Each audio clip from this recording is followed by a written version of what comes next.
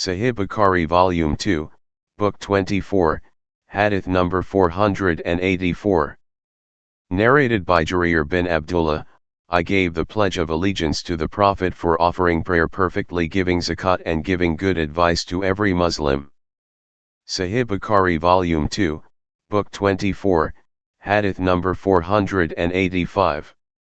Narrated by Abu Huraira, the Prophet said, on the day of resurrection, camels will come to their owner in the best state of health they have ever had, in the world, and if he had not paid their zakat, in the world, then they would tread him with their feet, and similarly, sheep will come to their owner in the best state of health they have ever had in the world, and if he had not paid their zakat, then they would tread him with their hooves and would butt him with their horns. The Prophet added, one of their rights is that they should be milked while water is kept in front of them. The Prophet added, I do not want any one of you to come to me on the day of resurrection, carrying over his neck a sheep that will be bleeding. Such a person will, then, say, O Muhammad, please intercede for me. I will say to him, I can't help you, for I conveyed Allah's message to you. Similarly, I do not want any one of you to come to me carrying over his neck a camel that will be grunting. Such a person, then, will say, O Muhammad, please intercede for me. I will say to him, I can't help you, for I conveyed Allah's message to you. Sahih Bukhari Volume 2, Book 24, Hadith number 486. Narrated by Abu Huraira, Allah's Apostle said, whoever is made wealthy by Allah and does not pay the zakat of his wealth, then on the day of resurrection his wealth will be made like a bald-headed poisonous male snake with 2 black spots over the eyes. The snake will encircle his neck and bite his cheeks and say, I am your wealth, I am your treasure. Then the Prophet recited the holy verses, let not those who withhold, to the end of the verse. 3.180. Sahih Bukhari Volume 2, Book 24, Hadith number 487. Narrated by Abu said, Allah's Apostle, P.B.U.H, said, no zakat is due on property mounting to less than 5 uqiyas, of silver, and no zakat is due on less than 5 camels, and there is no zakat on less than 5 wasks. A wasks equals 60 essays, and 1 essay equals 3 kg/ms. Sahih Bukhari Volume 2, Book 24, Hadith number 488. Narrated by Zayd bin Wahab, I passed by a place called Ar-Rabadha and by chance I met Abu Dhar and asked him, what has brought you to this place? He said, I was in Sham and differed with Muawiyah on the meaning of the following verses of the Quran: they who hoard up gold and silver and spend them not in the way of Allah. 9.34, Muawiyah said, this verse is revealed regarding the people of the scriptures. I said, it was revealed regarding us and also the people of the scriptures. So we had a quarrel and Muawiyah sent a complaint against me to Uthman. Uthman wrote to me to come to Medina, and I came to Medina. Many people came to me as if they had not seen me before. So I told this to Uthman, who said to me, you may depart and live nearby if you wish. That was the reason for my being here, for even if an Ethiopian had been nominated as my ruler, I would have obeyed him. Sahih Bukhari Volume 2, Book 24, Hadith number 489. Narrated by Alanaf bin Qais, while I was sitting with some people from Quraysh, a man with very rough hair, clothes, and appearance came and stood in front of us, greeted us and said, inform those who hoard wealth, that a stone will be heated in the hellfire and will be put on the nipples of their breasts till it comes out from the bones of their shoulders, and then put on the bones of their shoulders till it comes through the nipples of their breasts. The stone will be moving and hitting. After saying that, the person retreated and sat by the side of the pillar. I followed him and sat beside him, and I did not know who he was. I said to him, I think the people disliked what you had said. He said, "These people do not understand anything, although my friend told me." I asked, "Who is your friend?" He said, "The Prophet said to me, O Abu Dhar, do you see the mountain of Uhud?" And on that I, Abu Dhar, started looking towards the sun to judge how much remained of the day, as I thought that Allah's apostle wanted to send me to do something for him, and I said, "Yes." He said, "I do not love to have gold equal to the mountain of Uhud unless I spend it all in Allah's cause, except 3 dinars, pounds. These people do not understand and collect worldly wealth. No, by Allah, neither I ask them for worldly benefits nor am I in need of their religious advice till I meet Allah, the Honorable, the Majestic." Sahih Bukhari Volume 2, Book 24, Hadith number 490. Narrated by Ibn Masud, I heard the Prophet saying, "There is no envy except in 2, a person whom Allah has given wealth and he spends it in the right way, and a person whom Allah has given wisdom, i.e. religious knowledge, and he gives his decisions accordingly and teaches it to the others." Sahih Bukhari Volume 2, Book 24, Hadith number 491. Narrated by Abu Huraira, Allah's Apostle said, "If one give in charity what equals 1 date fruit fro the honestly earned money, and Allah accepts only the honestly earned money, Allah takes it in his right hand, ar then enlarges its reward for that person who has given it, as any one of you brings up his baby horse, so much s that it becomes as big as a mountain." Sahih Bukhari Volume 2, Book 24, Hadith number 492. Narrated by Haritha bin Wahab, I heard the Prophet saying, "O people, give in charity, as a time will come upon you when a person will wander about with his object of charity and will not find anybody to accept it, and one, who will be requested to take it, will say, 'If you had brought it yesterday, would have taken it, but today I am not in need of it.'" Sahih Bukhari Volume 2, Book 24, Hadith number 493. Narrated by Abu Huraira, the Prophet said, "The hour, day of judgment, will not be established till your wealth increases so much so that one will be worried, for no one will accept his zakat, and the person to whom he will give it will reply, 'I am not in need of it.'" Sahih Bukhari Volume 2, Book 24, Hadith number 494. Narrated by Adi bin Hatim, while I was sitting with Allah's Apostle, p.b.u.h, 2 persons came to him, one of them complained about his poverty and the other complained about the prevalence of robberies. Allah's Apostle said, "As regards stealing and robberies, there will shortly come a time when a caravan will go to Mecca, from Medina, without any guard. And regarding poverty, the hour, day of judgment, will not be established till one of you wanders about with his object of charity and will not find anybody to accept it, and, no doubt, each one of you will stand in front of Allah, and there will be neither a curtain nor an interpreter between him and Allah will ask him, 'Did not I give you wealth?' He will reply in the affirmative. Allah will further ask, 'Didn't I send a messenger to you?' And again that person will reply in the affirmative. Then he will look to his right and he will see nothing but hellfire, and then he will look to his left and will see nothing but hellfire. And so, each one of you should save himself from the fire even by giving half of a date fruit, in charity. And if you do not find a half date fruit, then, you can do it through saying, a good pleasant word, to your brethren." See Hadith number 793 Volume 4. Sahih Bukhari Volume 2, Book 24, Hadith number 495. Narrated by Abu Musa, the Prophet, p.b.u.h, said, "A time will come upon the people when a person will wander about with gold as zakat and will not find anybody to accept it, and one man will be seen followed by 40 women to be their guardian because of scarcity of men and great number of women.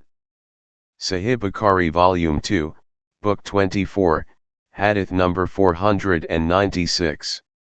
Narrated by Abu Maysud, when the verses of charity were revealed, we used to work as porters. A man came and distributed objects of charity in abundance. And they, the people, said, "He is showing off." And another man came and gave a small measure of food grains. They said, "Allah is not in need of this small amount of charity." And then the divine inspiration came, those who criticize such of the believers who give in charity voluntarily and those who could not find to give in charity except what is available to them. 9.79 Sahih Bukhari Volume 2, Book 24, Hadith number 497. Narrated by Abu Maysud al-Ansar, whenever Allah's Apostle, p.b.u.h, ordered us to give in charity, we used to go to the market and work as porters and get a mud, a special measure of grain, and then give it in charity. Those were the days of poverty, and today some of us have 100,000. Sahih Bukhari Volume 2, Book 24, Hadith number 498. Narrated by Adi bin Hatim, heard the Prophet saying, "Save yourself from hellfire even by giving half a date fruit in charity." Sahih Bukhari Volume 2, Book 24, Hadith number 499. Narrated by Aisha, a lady along with her 2 daughters came to me asking for some alms, but she found nothing with me except one date which I gave to her, and she divided it between her 2 daughters, and did not eat anything herself, and then she got up and went away. Then the Prophet came in and I informed him about this story. He said, "Whoever is put to trial by these daughters and he treats them generously, with benevolence, then these daughters will act as a shield for him from hellfire." See Hadith number 24, Volume 8. Sahih Bukhari Volume 2, Book 24, Hadith number 500. Narrated by Abu Huraira, a man came to the Prophet and asked, "O Allah's Apostle, which charity is the most superior in reward?" He replied, "The charity which you practice while you are healthy, niggardly, and afraid of poverty and wish to become wealthy. Do not delay it to the time of approaching death and then say, 'Give so much to such and such, and so much to such and such. And it has already belonged to such and such, as it is too late.'" Sahih Bukhari Volume 2, Book 24, Hadith number 501. Narrated by Aisha, some of the wives of the Prophet asked him, "Who amongst us will be the first to follow you, i.e. die after you?" He said, "Whoever has the longest hand." So they started measuring their hands with a stick, and Sauda's hand turned out to be the longest. When Zainab bint Yashir died first of all in the Caliphate of Umar, we came to know that the long hand was a symbol of practicing charity, so she was the first to follow the Prophet and she used to love to practice charity. Sauda died later in the Caliphate of Muawiyah. Sahih Bukhari Volume 2, Book 24, Hadith number 502. Narrated by Abu Huraira, Allah's Apostle, p.b.u.h, said, "A man said that he would give something in charity. He went out with his object of charity and unknowingly gave it to a thief. Next morning the people said that he had given his object of charity to a thief. On hearing that, he said, 'O Allah, all the praises are for you. I will give alms again.'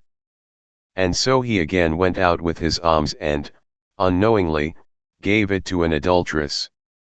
Next morning the people said that he had given his alms to an adulteress last night. The man said, 'O Allah, all the praises are for you. I gave my alms to an adulteress. I will give alms again.' So he went out with his alms again and, unknowingly, gave it to a rich person. The people, next morning said that he had given his alms to a wealthy person. He said, O Allah! All the praises are for you. I had given alms, to a thief, to an adulteress and to a wealthy man. Then someone came and said to him, the alms which you gave to the thief, might make him abstain from stealing, and that given to the adulteress might make her abstain from illegal sexual intercourse, adultery, and that given to the wealthy man might make him take a lesson from it and spend his wealth which Allah has given him, in Allah's cause. Sahih Bukhari Volume 2, Book 24, Hadith number 503. Narrated by Ma'an bin Yazid, my grandfather, my father, and I gave the pledge of allegiance to Allah's apostle. The Prophet got me engaged and then got me married. One day I went to the Prophet with a complaint. My father Yazid had taken some gold coins for charity and kept them with a man in the mosque, to give them to the poor, but I went and took them and brought them to him, my father. My father said, by Allah! I did not intend to give them to you. I took the case to Allah's apostle. On that Allah's apostle said, O Yazid! You will be rewarded for what you intended. O man! Whatever you have taken is yours. Sahih Bukhari Volume 2, Book 24, Hadith number 504. Narrated by Abu Huraira, the Prophet, P.B.U.H, said, 7 people will be shaded by Allah under his shade on the day when there will be no shade except his. They are: 1. A just ruler. 2. A young man who has been brought up in the worship of Allah, i.e. worship Allah alone, sincerely from his childhood. 3. A man whose heart is attached to the mosque, who offers the 5 compulsory congregational prayers in the mosque. 4. 2 persons who love each other only for Allah's sake and they meet and part in Allah's cause only. 5. A man who refuses the call of a charming woman of noble birth for an illegal sexual intercourse with her and says, I am afraid of Allah. 6. A person who practices charity so secretly that his left hand does not know what his right hand has given, i.e. nobody knows how much he has given in charity. 7. A person who remembers Allah in seclusion and his eyes get flooded with tears. Sahih Bukhari Volume 2, Book 24, Hadith number 505. Narrated by Haritha bin Wahab al-Huzai, I heard the Prophet, P.B.U.H, saying, O people! Give in charity, for Allah's cause, because a time will come when a person will carry his object of charity from place to place, and he will not find any person to take it, and any person whom he shall request to take it, I will reply, if you had brought it yesterday I would have taken it, but today I am not in need of it. Sahih Bukhari Volume 2, Book 24, Hadith number 506. Narrated by Aisha, Allah's Apostle said, when a woman gives in charity some of the food stuff, which she has in her house, without spoiling it, she will receive the reward for what she has spent, and her husband will receive the reward because of his earning, and the storekeeper will also have a reward similar to it. The reward of one will not decrease the reward of the others. Sahih Bukhari Volume 2, Book 24, Hadith number 507.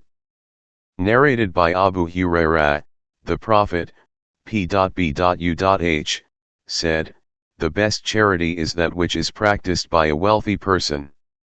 And start giving first to your dependents.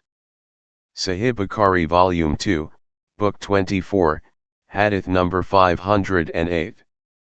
Narrated by Hakim bin Hizam, the Prophet said, the upper hand is better than the lower hand, i.e. he who gives in charity is better than him who takes it. One should start giving first to his dependents. And the best object of charity is that which is given by a wealthy person, from the money which is left after his expenses. And whoever abstains from asking others for some financial help, Allah will give him and save him from asking others, Allah will make him self-sufficient. Sahih Bukhari Volume 2, Book 24, Hadith number 509. Narrated by Ibn Umar, I heard Allah's Apostle, P.B.U.H., while he was on the pulpit speaking about charity, to abstain from asking others for some financial help and about begging others, saying, the upper hand is better than the lower hand. The upper hand is that of the giver and the lower hand is that of the beggar. Sahih Bukhari Volume 2, Book 24, Hadith number 510. Narrated by Uqba bin al-Harith, once the Prophet offered the Asr prayer and then hurriedly went to his house and returned immediately. I, or somebody else, asked him, as to what was the matter, and he said, I left at home a piece of gold which was from the charity and I disliked to let it remain a night in my house, so I got it distributed. Sahih Bukhari Volume 2, Book 24, Hadith number 511.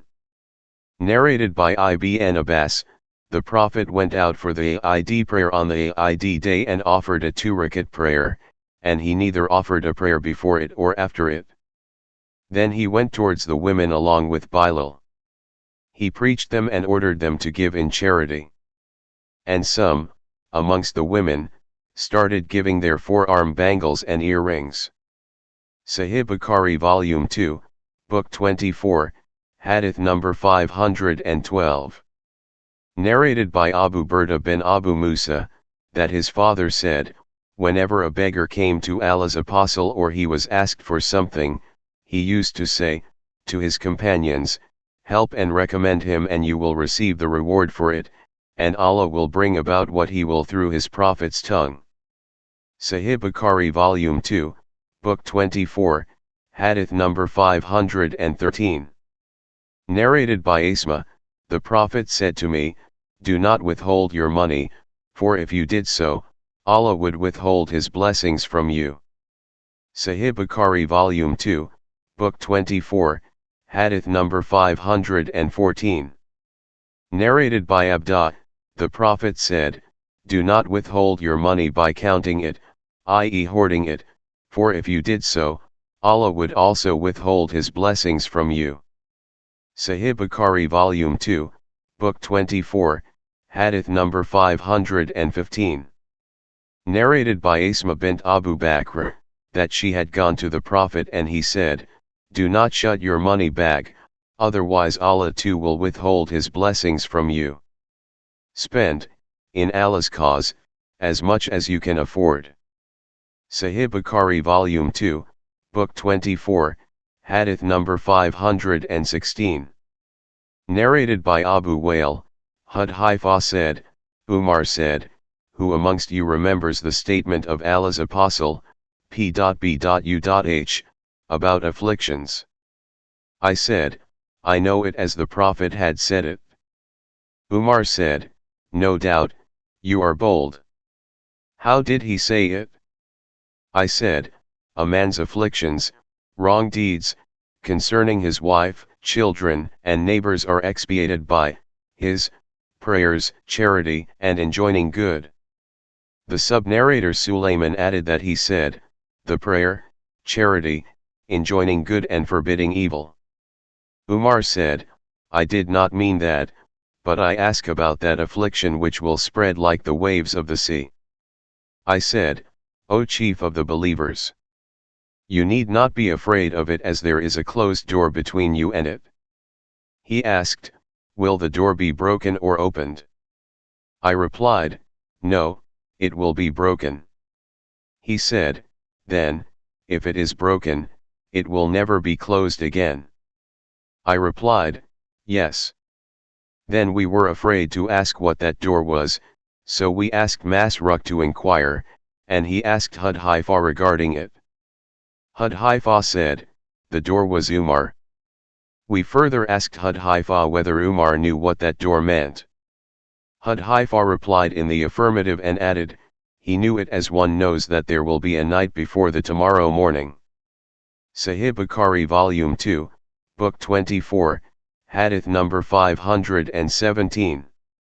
Narrated by Hakim bin Hizam, I said to Allah's Apostle, before embracing Islam I used to do good deeds like giving in charity, slave manumitting, and the keeping of good relations with kith and kin.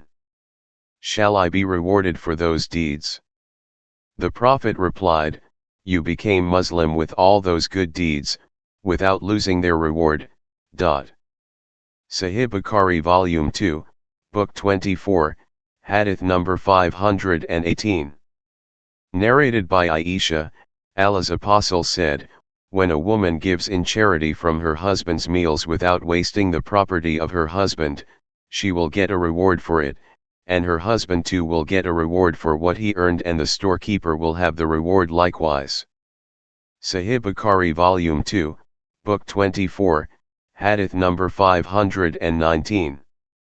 Narrated by Abu Musa, the Prophet said, an honest Muslim storekeeper who carries out the orders of his master and pays fully what he has been ordered to give with a good heart and pays to that person to whom he was ordered to pay, is regarded as one of the two charitable persons.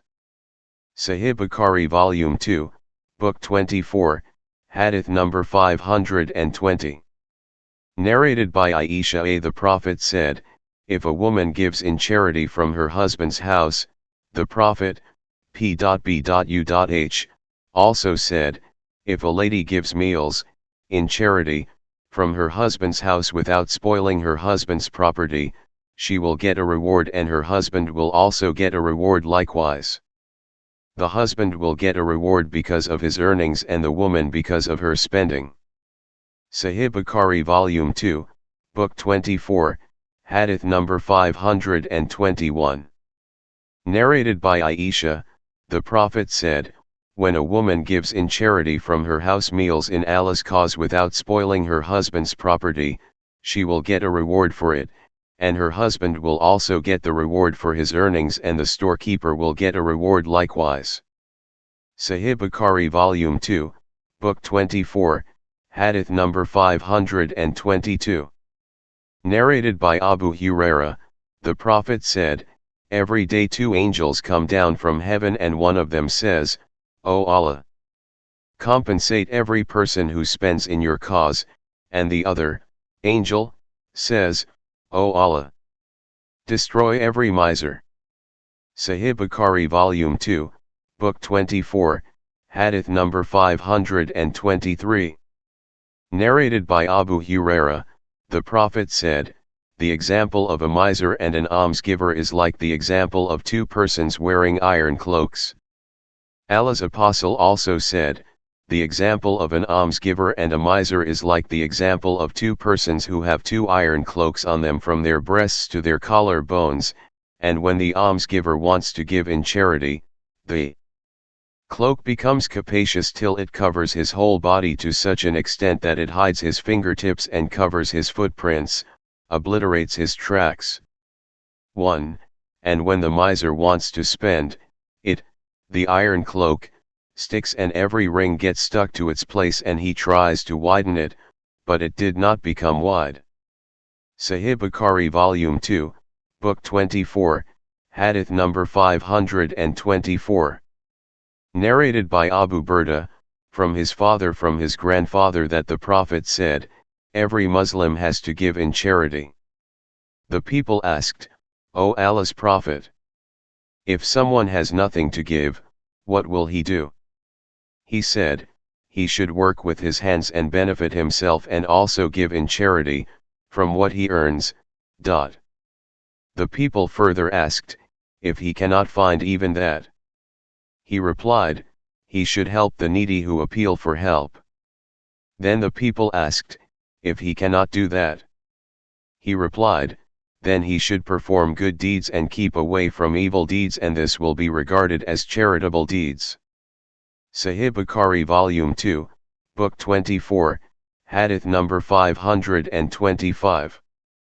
Narrated by Atiyah, a sheep was sent to me, Nasiba al-Ansariya, in charity, and I sent some of it to Aisha. The Prophet asked Aisha for something to eat. Aisha replied that there was nothing except what Nasiba al-Ansariya had sent of that sheep. The Prophet said to her, "Bring it as it has reached its place." Sahih Bukhari Volume 2, Book 24, Hadith number 526. Narrated by Abu Sa'id al-Khudri, Allah's Apostle said, "There is no zakat on less than 5 camels, and also there is no zakat on less than 5 awake, of silver. 5 awake equals 22 francs reals of Yemen or 200 dirhams. And there is no zakat on less than 5 awsuk, a special measure of food grains, and 1 wask equals 60 sas. For gold 20 dinars, i.e. equal to 12 guinea English. No zakat for less than 12 guinea English of gold, or for silver less than 22 francs reals of Yemen." Sahih Bukhari Volume 2, Book 24, Hadith number 527. Narrated by Abi Sa'id al-Khudri, "I heard the Prophet saying, as above, no 526. Sahih Bukhari Volume 2, Book 24, Hadith number 528. Narrated by Anas, Abu Bakr wrote to me what Allah had instructed his apostle, p.b.u.h, to do regarding the one who had to pay 1 bint makad, i.e. 1-year-old she camel, as zakat, and he did not have it but had got bint laban, 2-year-old she camel. He wrote that it could be accepted from him as zakat, and the collector of zakat would return him 20 dirhams or 2 sheep, and if the zakat payer had not a bint makad, but he had ibn laban, a 2-year-old he camel, then it could be accepted as his zakat, but he would not be paid anything." Sahih Bukhari Volume 2, Book 24, Hadith number 529. Narrated by Ibn Abasa, "I am a witness that Allah's Apostle offered the Eid prayer before delivering the sermon, and then he thought that the women would not be able to hear him, because of the distance, so he went to them along with Bilal, who was spreading his garment. The Prophet advised and ordered them to give in charity. So the women started giving their ornaments, in charity. The sub-narrator Ayub pointed towards his ears and neck, meaning that they gave ornaments from those places such as earrings and necklaces." Sahih Bukhari Volume 2, Book 24, Hadith number 530. Narrated by Anas, Abu Bakr wrote to me what was made compulsory by Allah's Apostle, and that was, regarding the payments of zakat, neither the property of different people may be taken together, nor the joint property may be split for fear of paying more, or receiving less, zakat. Sahih Bukhari Volume 2, Book 24, Hadith number 531. Narrated by Anas, Abu Bakr wrote to me what Allah's Apostle has made compulsory, regarding zakat, and this was mentioned in it: if a property is equally owned by 2 partners, they should pay the combined zakat, and it will be considered that both of them have paid their zakat equally. Sahih Bukhari Volume 2, Book 24, Hadith number 532. Narrated by Abu Sa'id al-Khudri, a Bedouin asked Allah's Apostle about the emigration. The Prophet, p.b.u.h, said, "May Allah have mercy on you. The matter of emigration is very hard. Have you got camels? Do you pay their zakat?" The Bedouin said, "Yes, I have camels and I pay their zakat." The Prophet said, "Work beyond the seas and Allah will not decrease, waste, any of your good deeds." See Hadith number 260 Volume 5. Sahih Bukhari Volume 2, Book 24, Hadith number 533. Narrated by Anas, Abu Bakr wrote to me about the zakat which Allah had ordered his apostle to observe.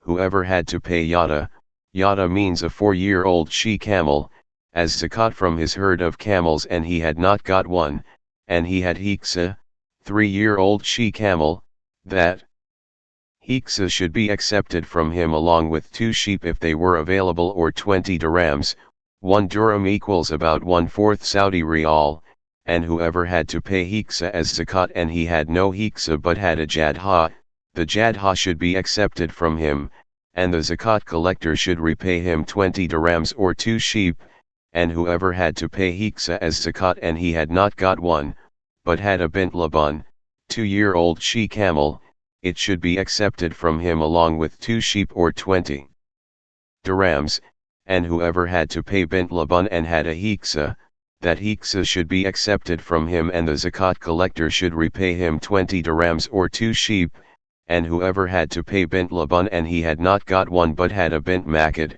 1-year-old she camel, that bint makid should be accepted from him along with 20 dirhams or 2 sheep. Sahih Bukhari Volume 2, Book 24, Hadith number 534. Narrated by Anas, when Abu Bakr sent me to collect the zakat from Bahrain, he wrote to me the following, in the name of Allah, the Beneficent, the Merciful. These are the orders for compulsory charity, zakat, which Allah's Apostle had made obligatory for every Muslim, and which Allah had ordered His Apostle to observe.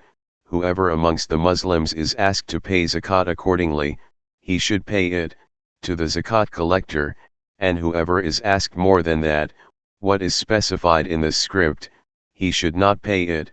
For 24 camels or less, sheep are to be paid as zakat.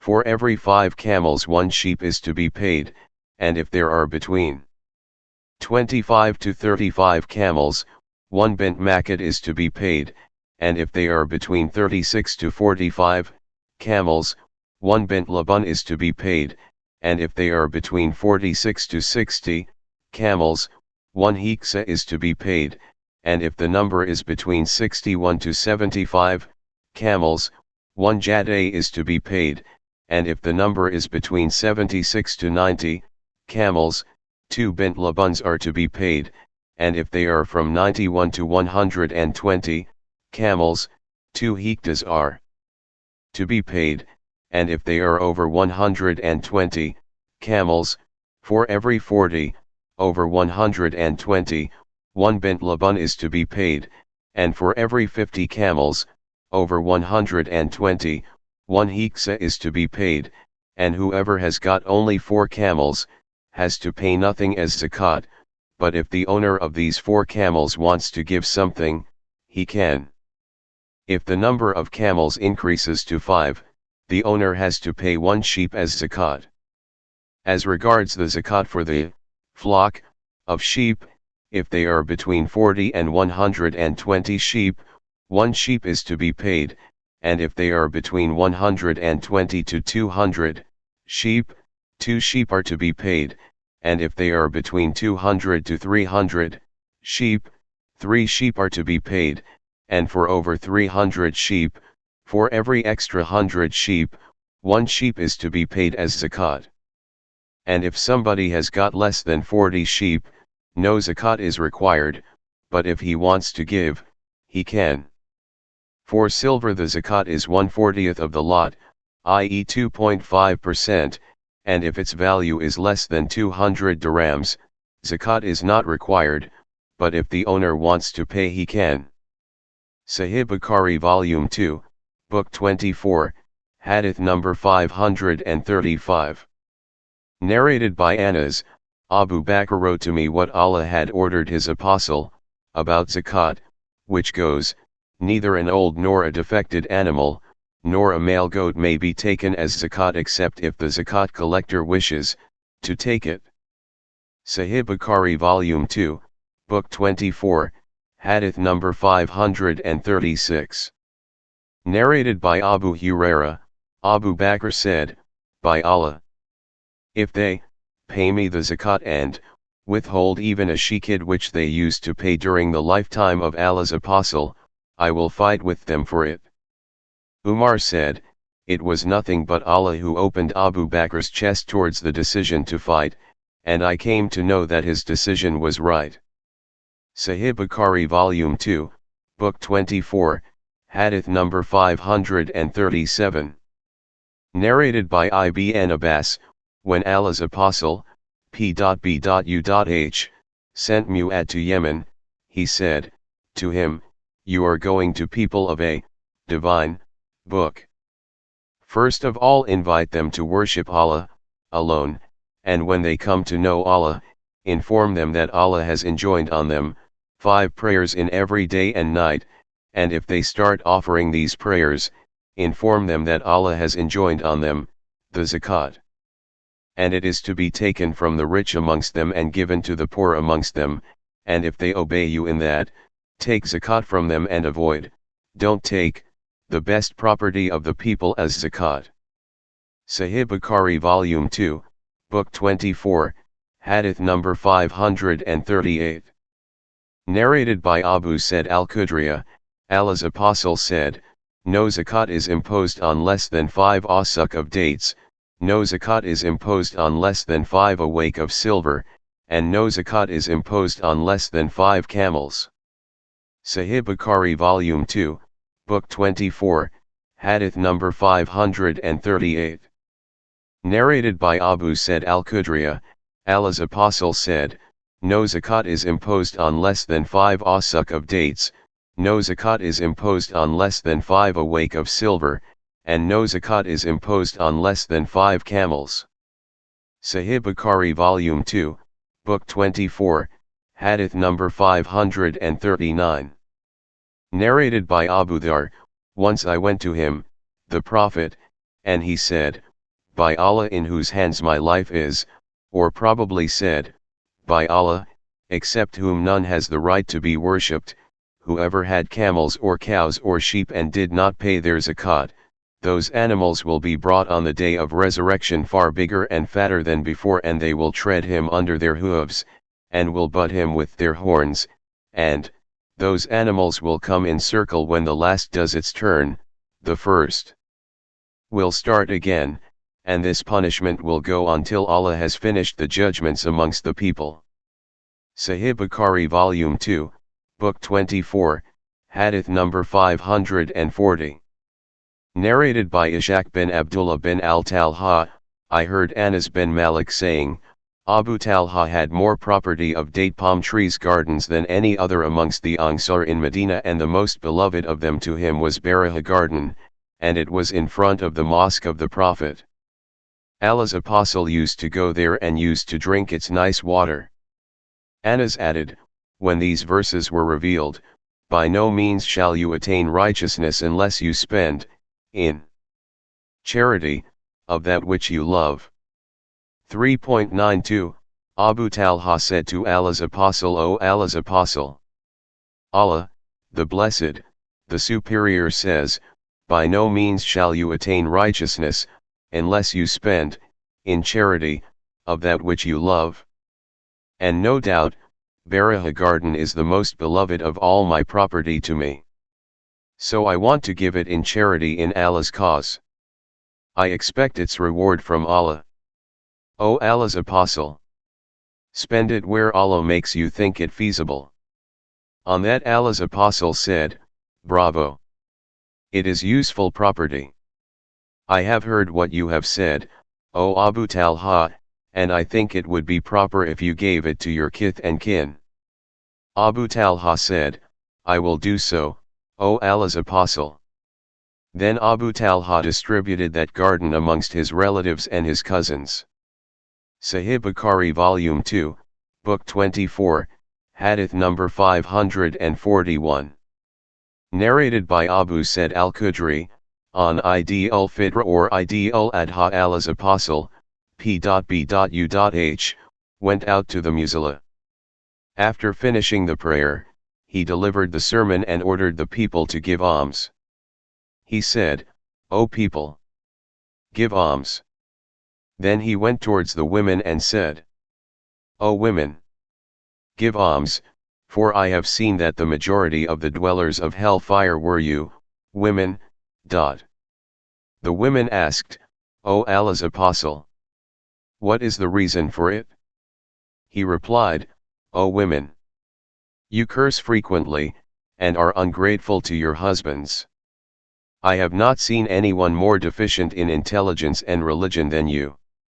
O women, some of you can lead a cautious wise man astray. Then he left. And when he reached his house, Zainab, the wife of Ibn Masud, came and asked permission to enter. It was said, "O Allah's apostle, it is Zainab." He asked, "Which Zainab?" The reply was that she was the wife of Ibn Masud. He said, "Yes, allow her to enter." And she was admitted. Then she said, "O Prophet of Allah, today you ordered people to give alms, and I had an ornament and intended to give it as alms, but Ibn Masud said that he and his children deserved it more than anybody else." The Prophet replied, "Ibn Masud had spoken the truth. Your husband and your children had more right to it than anybody else." Sahih Bukhari Volume 2, Book 24, Hadith number 542. Narrated by Abu Huraira, Allah's Apostle said, "There is no zakat either on a horse or a slave belonging to a Muslim." Sahih Bukhari Volume 2, Book 24, Hadith number 543. Narrated by Abu Huraira, the Prophet said, "There is no zakat either on a slave or on a horse belonging to a Muslim." Sahih Bukhari Volume 2, Book 24, Hadith number 544. Narrated by Abu Sa'id al-Khudri, once the Prophet sat on a pulpit and we sat around him. Then he said, "The things I am afraid of most for your sake, concerning what will befall you after me, is the pleasures and splendors of the world and its beauties which will be disclosed to you." Somebody said, "O Allah's Apostle, can the good bring forth evil?" The Prophet remained silent for a while. It was said to that person, "What is wrong with you? You are talking to the Prophet, p.b.u.h, while he is not talking to you." Then we noticed that he was being inspired divinely. Then the Prophet wiped off his sweat and said, "Where is the questioner?" It seemed as if the Prophet liked his question. Then he said, "Good never brings forth evil. Indeed it is like what grows on the banks of a water stream, which either kill or make the animals sick, except if an animal eats its fill, the katara, a kind of vegetable, and then faces the sun, and then defecates and urinates and grazes again. No doubt this wealth is sweet and green. Blessed is the wealth of a Muslim from which he gives to the poor, the orphans and to needy travelers." Or the Prophet said something similar to it, "No doubt, whoever takes it illegally will be like the one who eats but is never satisfied, and his wealth will be a witness against him on the day of resurrection." Sahih Bukhari Volume 2, Book 24, Hadith number 545. Narrated by Amr bin al-Harith, Zainab, the wife of Abdullah said, "I was in the mosque and saw the Prophet, p.b.u.h, saying, 'O women, give alms even from your ornaments.'" Zainab used to provide for Abdullah and those orphans who were under her protection. So she said to Abdullah, "Will you ask Allah's Apostle whether it will be sufficient for me to spend part of the zakat on you and the orphans who are under my protection?" He replied, "Will you yourself ask Allah's Apostle?" Zainab added, "So I went to the Prophet and I saw there an Ansari woman who was standing at the door of the Prophet, with a similar problem as mine. Bilal passed by us and we asked him, 'Ask the Prophet whether it is permissible for me to spend the zakat on my husband and the orphans under my protection.' And we requested Bilal not to inform the Prophet about us. So Bilal went inside and asked the Prophet regarding our problem. The Prophet, p.b.u.h, asked, 'Who are those two?' Bilal replied that she was Zainab. The Prophet said, 'Which Zainab?' Bilal said, 'The wife of Abdullah bin Masud.' The Prophet said, 'Yes, it is sufficient for her, and she will receive a double rewards, for that one for helping relatives, and the other for giving zakat.' Sahih Bukhari Volume 2, Book 24, Hadith number 546. Narrated by Zainab, the daughter of Salama, my mother said, O Allah's apostle, shall I receive a reward if I spend for the sustenance of Abu Salama's offspring, and in fact they are also my sons? The Prophet replied, spend on them and you will get a reward for what you spend on them. Sahih Bukhari Volume 2, Book 24, Hadith number 547. Narrated by Abu Huraira, Allah's Apostle, p.b.u.h, ordered, a person, to collect zakat, and that person returned and told him that Ibn Jamil, Khalid bin al-Walid, and Abbas bin Abdul Muttalib had refused to give zakat. The Prophet said, what made Ibn Jamil refuse to give zakat though he was a poor man, and was made wealthy by Allah and his apostle? But you are unfair in asking zakat from Khalid as he is keeping his armor for Allah's cause, for jihad. As for Abbas bin Abdul Muttalib, he is the uncle of Allah's apostle, p.b.u.h, and zakat is compulsory on him and he should pay it double. Sahih Bukhari Volume 2, Book 24, Hadith number 548. Narrated by Abu Said al-Khudri, some Ansari persons asked for something from Allah's apostle, p.b.u.h, and he gave them. They again asked him for something, and he again gave them. And then they asked him and he gave them again till all that was with him finished. And then he said, if I had anything, I would not keep it away from you.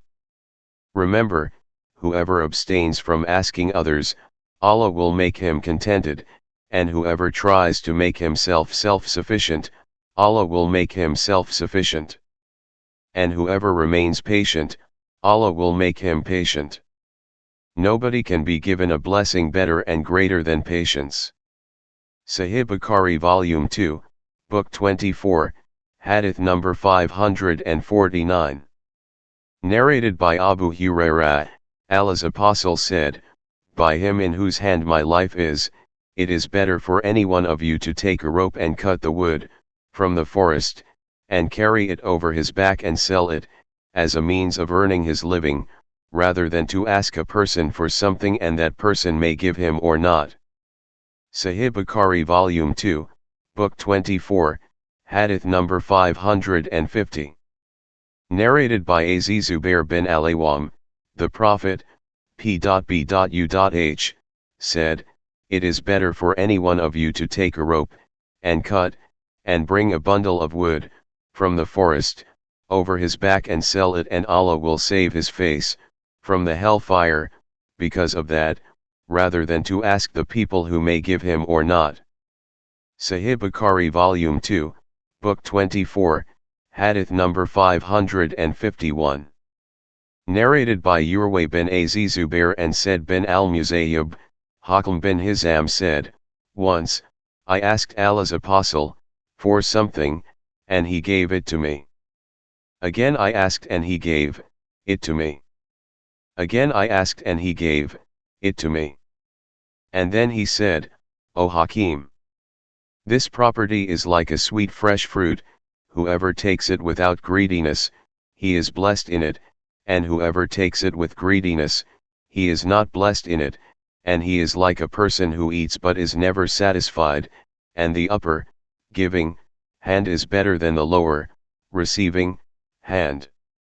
Hakim added, I said to Allah's Apostle, by him, Allah, who sent you with the truth, I shall never accept anything from anybody after you, till I leave this world.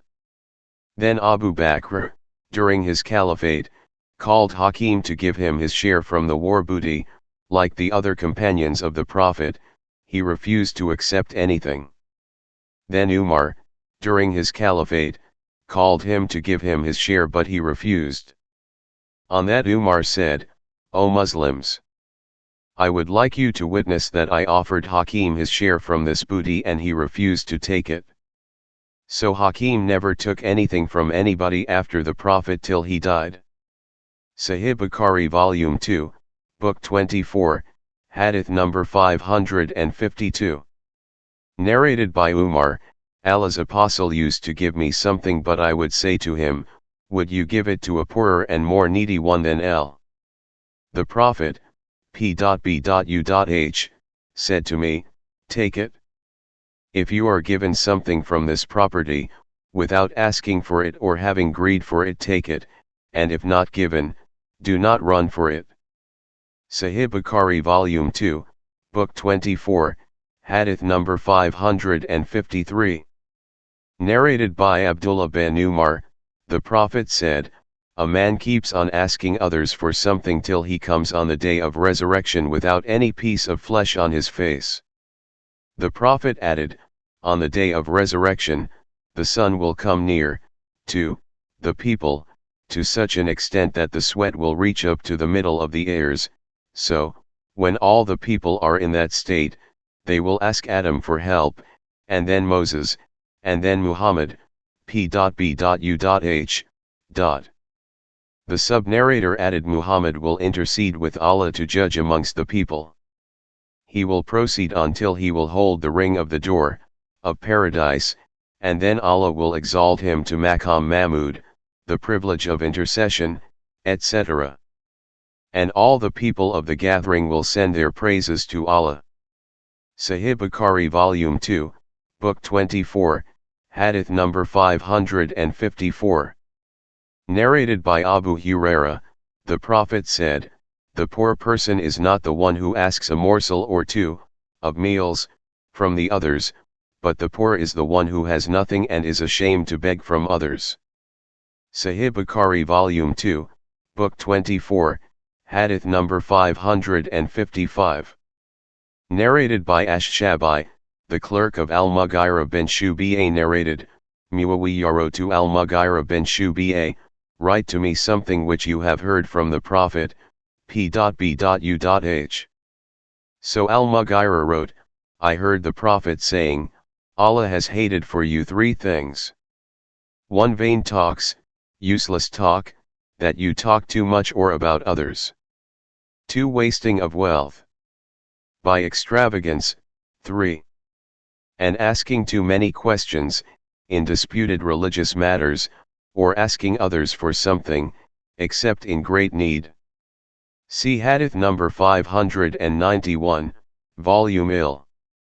Sahih Bukhari Volume 2, Book 24, Hadith number 556. Narrated by Sa'd bin Abi Waqqas as Allah's apostle distributed something, from the resources of Zakat, amongst a group of people while I was sitting amongst them, but he left a man whom I considered the best of the lot. So, I went up to Allah's apostle and asked him secretly, why have you left that person? By Allah, I consider him a believer. The Prophet said, or merely a Muslim, who surrendered to Allah. I remained quiet for a while but could not help repeating my question because of what I knew about him. I said, O Allah's apostle, why have you left that person? By Allah, I consider him a believer. The Prophet said, or merely a Muslim. I remained quiet for a while but could not help repeating my question because of what I knew about him. I said, O Allah's apostle, why have you left that person? By Allah, I consider him a believer. The Prophet said, or merely a Muslim. Then Allah's apostle, p.b.u.h, said, I give to a person while another is dearer to me, for fear that he may be thrown in the hellfire on his face, by renegating from Islam. Sahih Bukhari Volume 2, Book 24, Hadith number 557. Narrated by Abu Huraira, Allah's apostle said, the poor person is not the one who goes round the people and asks them for a mouthful or two, of meals, or a date or two, but the poor is that who has not enough money to satisfy his needs and whose condition is not known to others, that others may give him something in charity, and who does not beg of people. Sahih Bukhari Volume 2, Book 24, Hadith number 558. Narrated by Abu Huraira, the Prophet said, "No doubt, it is better for a person to take a rope and proceed in the morning to the mountains and cut the wood and then sell it, and eat from this income and give alms from it than to ask others for something." Sahih Bukhari Volume 2, Book 24, Hadith number 559. Narrated by Abu Humayd as Sa'id, we took part in the holy battle of Tabuk in the company of the Prophet, and when we arrived at the Wadi al-Qura, there was a woman in her garden. The Prophet asked his companions to estimate the amount of the fruits in the garden, and Allah's Apostle estimated it at 10 awsaq, 1 wazak equals 60 sas, and 1 sa equals 3 kilograms. Approximately. The Prophet said to that lady, "Check what your garden will yield." When we reached Tabuk, the Prophet said, "There will be a strong wind tonight, and so no one should stand, and whoever has a camel, should fasten it." So we fastened our camels. A strong wind blew at night, and a man stood up, and he was blown away to a mountain called Tai. The king of Allah sent a white mule and a sheet for wearing to the Prophet as a present, and wrote to the Prophet that his people would stay in their place, and will pay jizya taxation. 1. When the Prophet reached Wadi al-Qura, he asked that woman how much her garden had yielded. She said, 10 awsaq, and that was what Allah's Apostle had estimated. Then the Prophet said, "I want to reach Medina quickly, and whoever among you wants to accompany me, should hurry up." The sub-narrator Ibn Bakr said something which meant, when the Prophet, p.b.u.h, saw Medina, he said, "This is Taba." And when he saw the mountain of Uhud, he said, "This mountain loves us and we love it. Shall I tell you of the best amongst the ангիր?" They replied in the affirmative. He said, "The family of Bani an-Najjar, and then the family of Bani Sa'ida or Bani al-Harith bin al-Hazraj. The above mentioned are the best, but there is goodness in all the families of ангիր." Sahih Bukhari Volume 2, Book 24, Hadith number 560. Narrated by Salim bin Abdullah, from his father, the Prophet said, "On a land irrigated by rainwater or by natural water channels, or if the land is wet due to a nearby water channel, ushr, i.e. 1/10, is compulsory, as zakat, and on the land irrigated by the well, half of an ushr, i.e. 1/20, is compulsory, as zakat on the yield of the land." Sahih Bukhari Volume 2, Book 24, Hadith number 561. Narrated by Abu Sa'id al-Khudri, the Prophet said, "There is no zakat on less than 5 awsaq, of dates, or on less than 5 camels, or on less than 5 awake of silver. 22 Yamani Rials Faransa." Sahih Bukhari Volume 2, Book 24, Hadith number 562. Narrated by Abu Huraira, dates used to be brought to Allah's Apostle immediately after being plucked. Different persons would bring their dates till a big heap collected, in front of the Prophet. Once Al-Hasan and Al-Husayn were playing with these dates. One of them took a date and put it in his mouth. Allah's Apostle looked at him and took it out from his mouth and said, "Don't you know that Muhammad's offspring do not eat what is given in charity?" Sahih Bukhari Volume 2, Book 24, Hadith number 563. Narrated by Ibn Umar, the Prophet had forbidden the sale of dates till they were good, ripe, and when it was asked what it meant, the Prophet said, "Till there is no danger of blight." Sahih Bukhari Volume 2, Book 24, Hadith number 564. Narrated by Jabir bin Abdullah, the Prophet had forbidden the sale of fruits till they were ripe, free from blight. Sahih Bukhari Volume 2, Book 24, Hadith number 565. Narrated by Anas bin Malik, Allah's Apostle forbade the selling of fruits until they were ripe. The Prophet, p.b.u.h, added, it means that they become red. Sahih Bukhari Volume 2, Book 24, Hadith number 566. Narrated by Abdullah bin Umar, Umar bin al-Khattab gave a horse in charity in Allah's cause, and later he saw it being sold in the market and intended to purchase it. Then he went to the Prophet and asked his permission. The Prophet said, "Do not take back what you have given in charity." For this reason, Ibn Umar never purchased the things which he had given in charity, and in case he had purchased something, unknowingly, he would give it in charity again. Sahih Bukhari Volume 2, Book 24, Hadith number 567. Narrated by Umar, once I gave a horse in Allah's cause, in charity, but that person did not take care of it.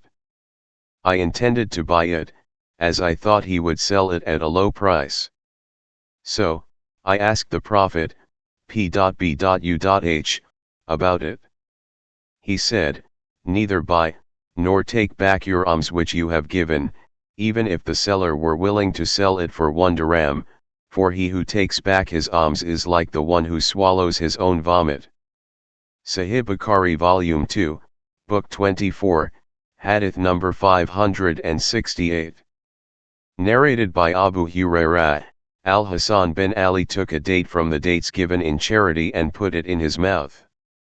The Prophet said, "Expel it from your mouth.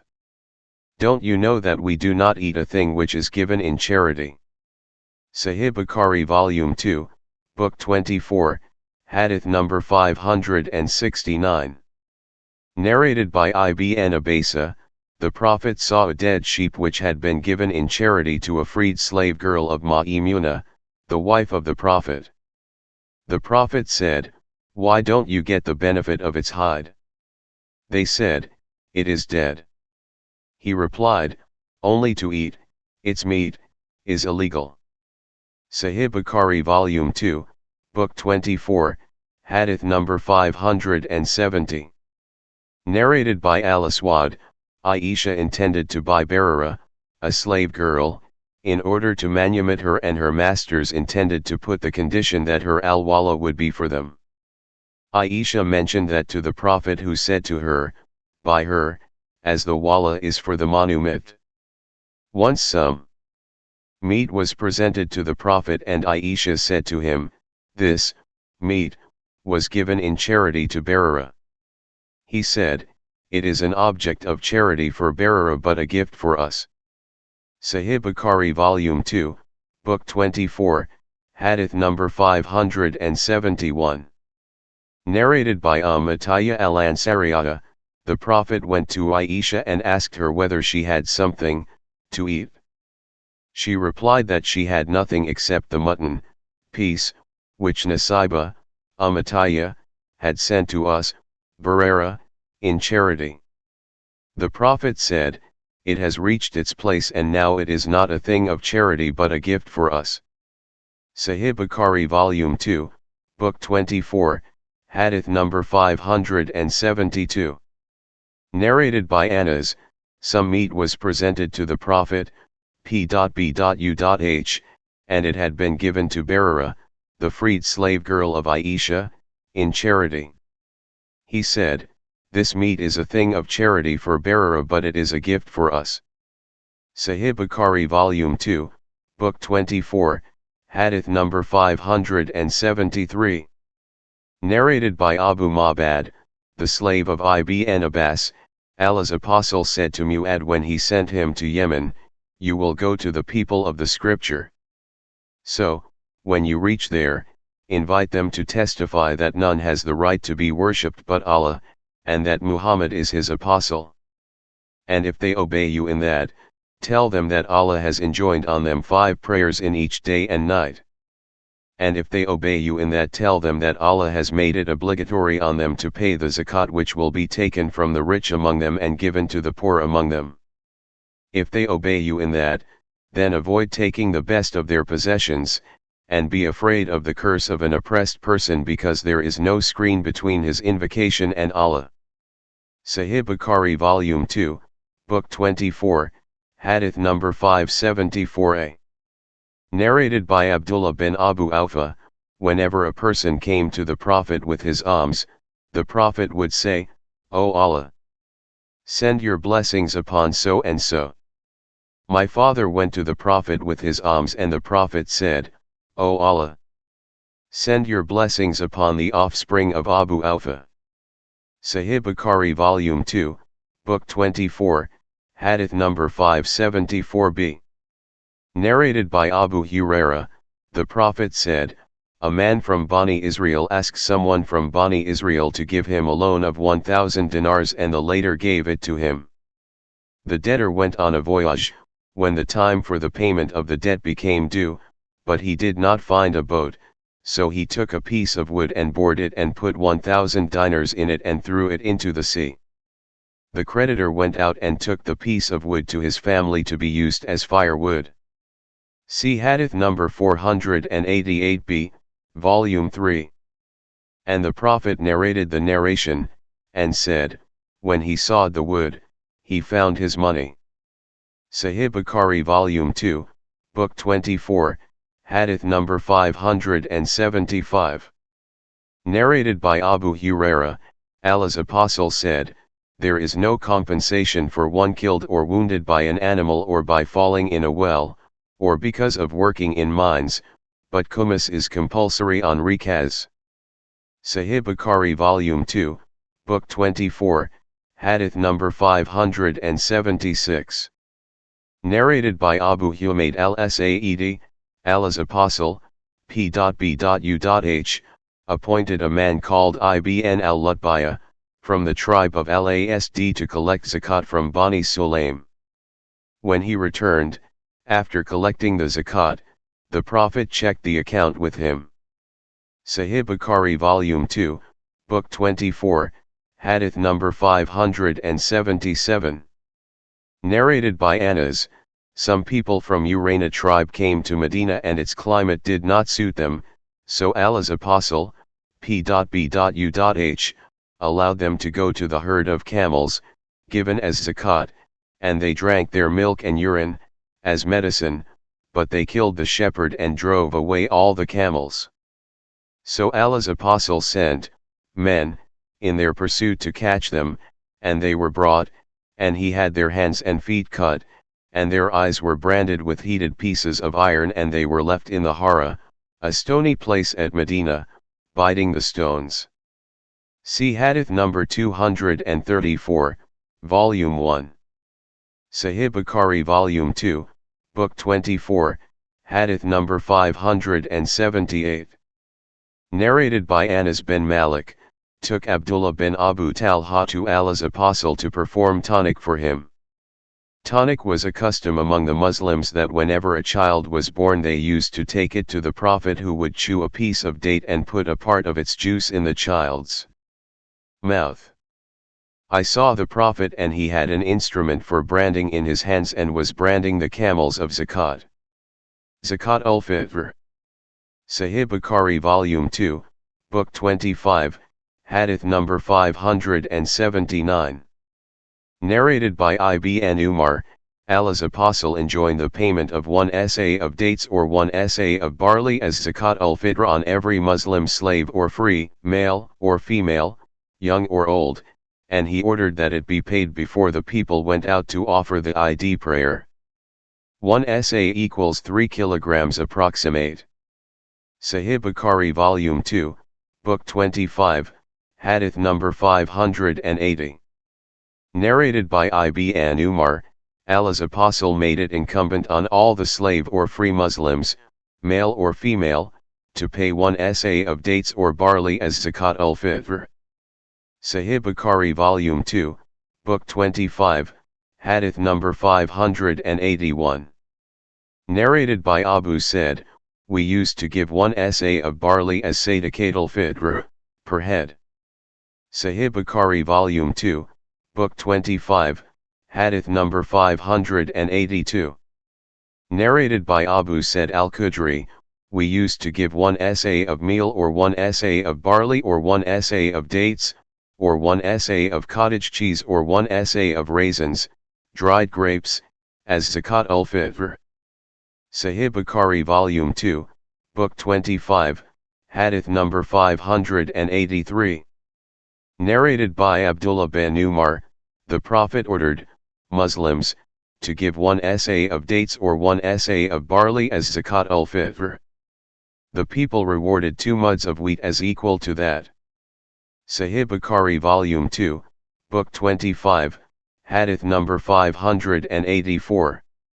Narrated by Abu Sa'id al-Khudri, in the lifetime of the Prophet we used to give 1 sa of food or 1 sa of dates or 1 sa of barley or 1 sa of raisins, dried grapes, as Sadaqat al-Fitr.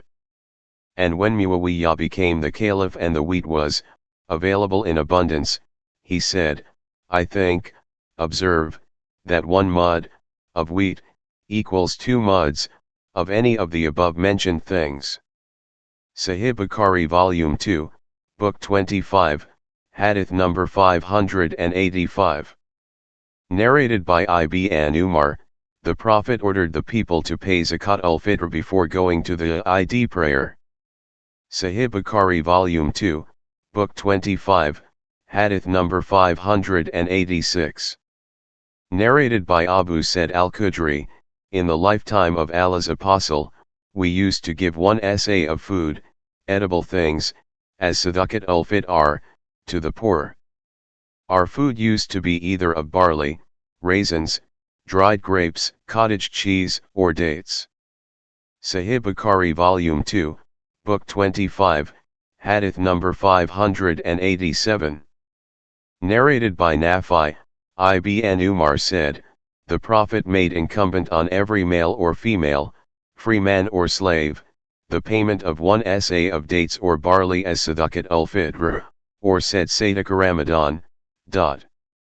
The people then substituted half sa of wheat for that. Ibn Umar used to give dates, as Sadaqat al-Fitr. Once there was scarcity of dates in Medina and Ibn Umar gave barley.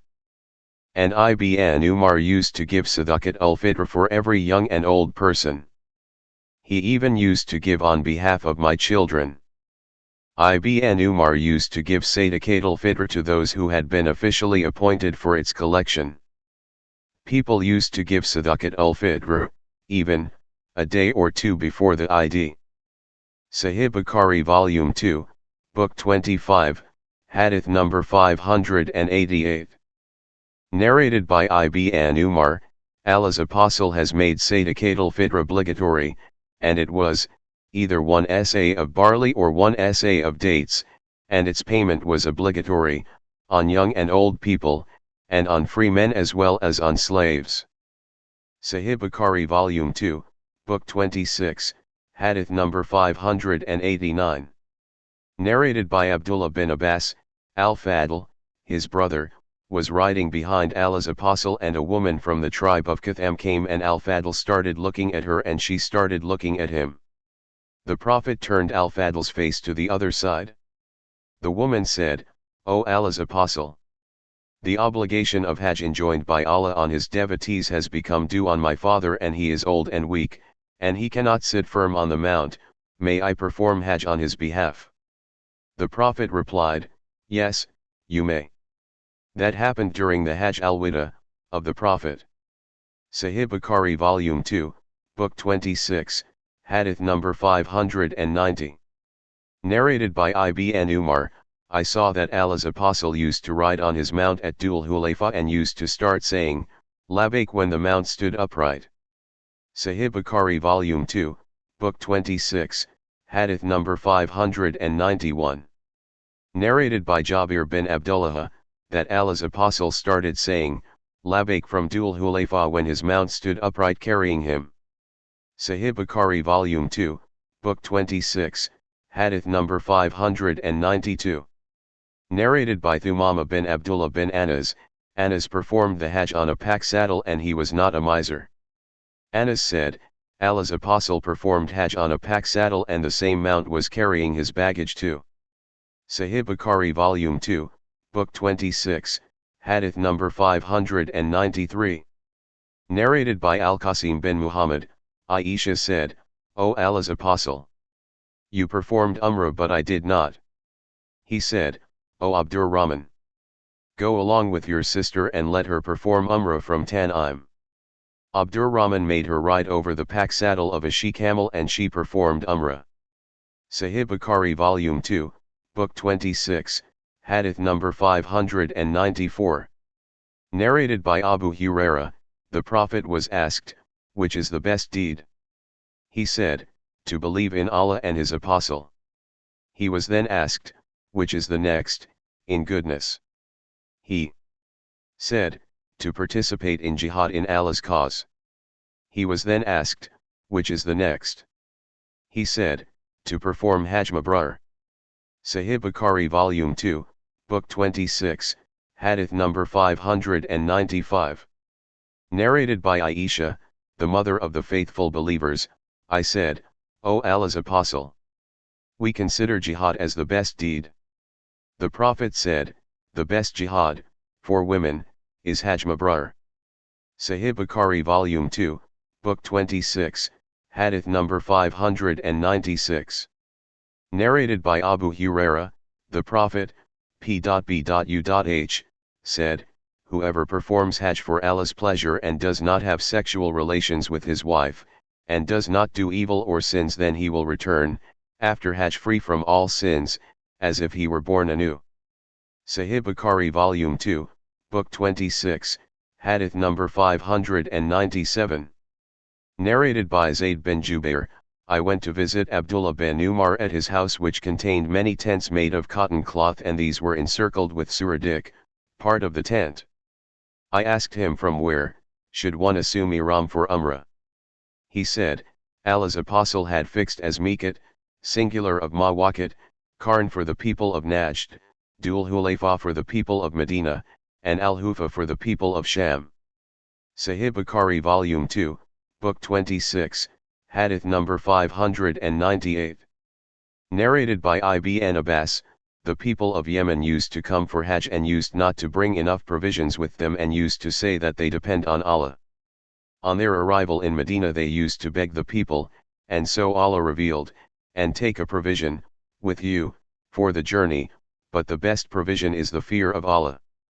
2.197. Sahih Bukhari Volume 2, Book 26, Hadith number 599. Narrated by Ibn Abbas, Allah's Apostle, p.b.u.h, made Dhul Hulayfa as the miqat for the people of Medina, Al-Hufa for the people of Sham, Qarn al-Manatzil for the people of Najd, and Yalamlam for the people of Yemen, and these mawaqit are for the people at those very places, and besides them for those who come through those places with the intention of performing Hajj and Umrah, and whoever is living within these boundaries can assume ihram from the place he starts, and the people of Mecca can assume ihram from Mecca. Sahih Bukhari Volume 2, Book 26, Hadith number 600. Narrated by Nafi, Abdullah bin Umar said, Allah's Apostle said, the people of Medina should assume ihram from Dhul Hulayfa, the people of Sham from Al-Hufa, and the people of Najd from Qarn. And Abdullah added, I was informed that Allah's Apostle had said, the people of Yemen should assume ihram from Yalamlam. Sahih Bukhari Volume 2, Book 26, Hadith number 601. Narrated by Ibn Abbas, Allah's Apostle had fixed Dhul Hulayfa as the Melkat for the people of Medina, Al-Hufa for the people of Sham, and Qarn al-Manatzil for the people of Najd, and Yalamlam for the people of Yemen. So, these, above mentioned, are the mawaqit for all those living at those places, and besides them for those who come through those places with the intention of performing Hajj and Umrah, and whoever lives within these places should assume ihram from his dwelling place, and similarly the people of Mecca can assume ihram from Mecca. Sahih Bukhari Volume 2, Book 26, Hadith number 602. Narrated by Salim, from his father, who said, the Prophet had fixed the mawaqit as follows, number 603. Sahih Bukhari Volume 2, Book 26, Hadith number 603. Narrated by Salim bin Abdullah, from his father, I heard Allah's Apostle saying, the miqat for the people of Medina is Dhul Hulayfa, for the people of Sham is Mahida, i.e. Al-Hufa, and for the people of Najd is Qarn. And said Ibn Umar, they claim, but I did not hear personally, that the Prophet said, the miqat for the people of Yemen is Yalamlam. Sahih Bukhari Volume 2, Book 26, Hadith number 604. Narrated by Ibn Abbas, the Prophet fixed Dhul Hulayfa as the miqat for the people of Medina, Al-Hufa, for the people of Sham, Yalamlam for the people of Yemen, and Qarn for the people of Najd. And these mawaqit are for those living at those very places, and besides them for those who come through those places with the intention of performing Hajj and Umrah, and whoever is living inside these places can assume Layram from his own dwelling place, and the people of Mecca can assume Layram from Mecca. Sahih Bukhari Volume 2, Book 26, Hadith number 605. Narrated by Ibn Abbas, the Prophet, p.b.u.h, fixed Dhul Hulayfa as the miqat for the people of Medina, Al-Hufa for the people of Sham, Qarn al-Manatzil for the people of Najd, and Yalamlam for the people of Yemen, and these mawaqit are for those living at those very places, and besides them for those whom come through them with the intention of performing Hajj and Umrah, and whoever is living within these mawaqit should assume Layram from where he starts, and the people of Mecca can assume Ihram from Mecca. Sahih Bukhari Volume 2, Book 26, Hadith number 606. Narrated by Ibn Umar, when these two towns, Basra and Kufa, were captured, the people went to Umar and said, O the chief of the faithful believers! The Prophet fixed Qarn as the miqat for the people of Najd, it is beyond our way and it is difficult for us to pass through it. He said, take as your miqat a place situated opposite to Qarn on your usual way. So, he fixed it to Irq, as their miqat. Sahih Bukhari Volume 2, Book 26, Hadith number 607. Narrated by Nafi'a, Abdullah bin Umar said, Allah's apostle made his camel sit, i.e. he dismounted, at Al-Baytha in Dhul Hulayfa and offered the prayer. Abdullah bin Umar used to do the same.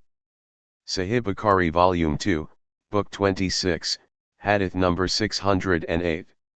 Narrated by Ibn Umar, Allah's apostle used to go, for Hajj, via Ash-Shajara way and return via Mu'arraz way, and no doubt, whenever Allah's apostle went to Mecca, he used to offer the prayer in the mosque of Ash-Shajara, and on his return, he used to offer the prayer at Dhul Hulayfa in the middle of the valley, and pass the night there till morning. Sahih Bukhari Volume 2, Book 26, Hadith number 609.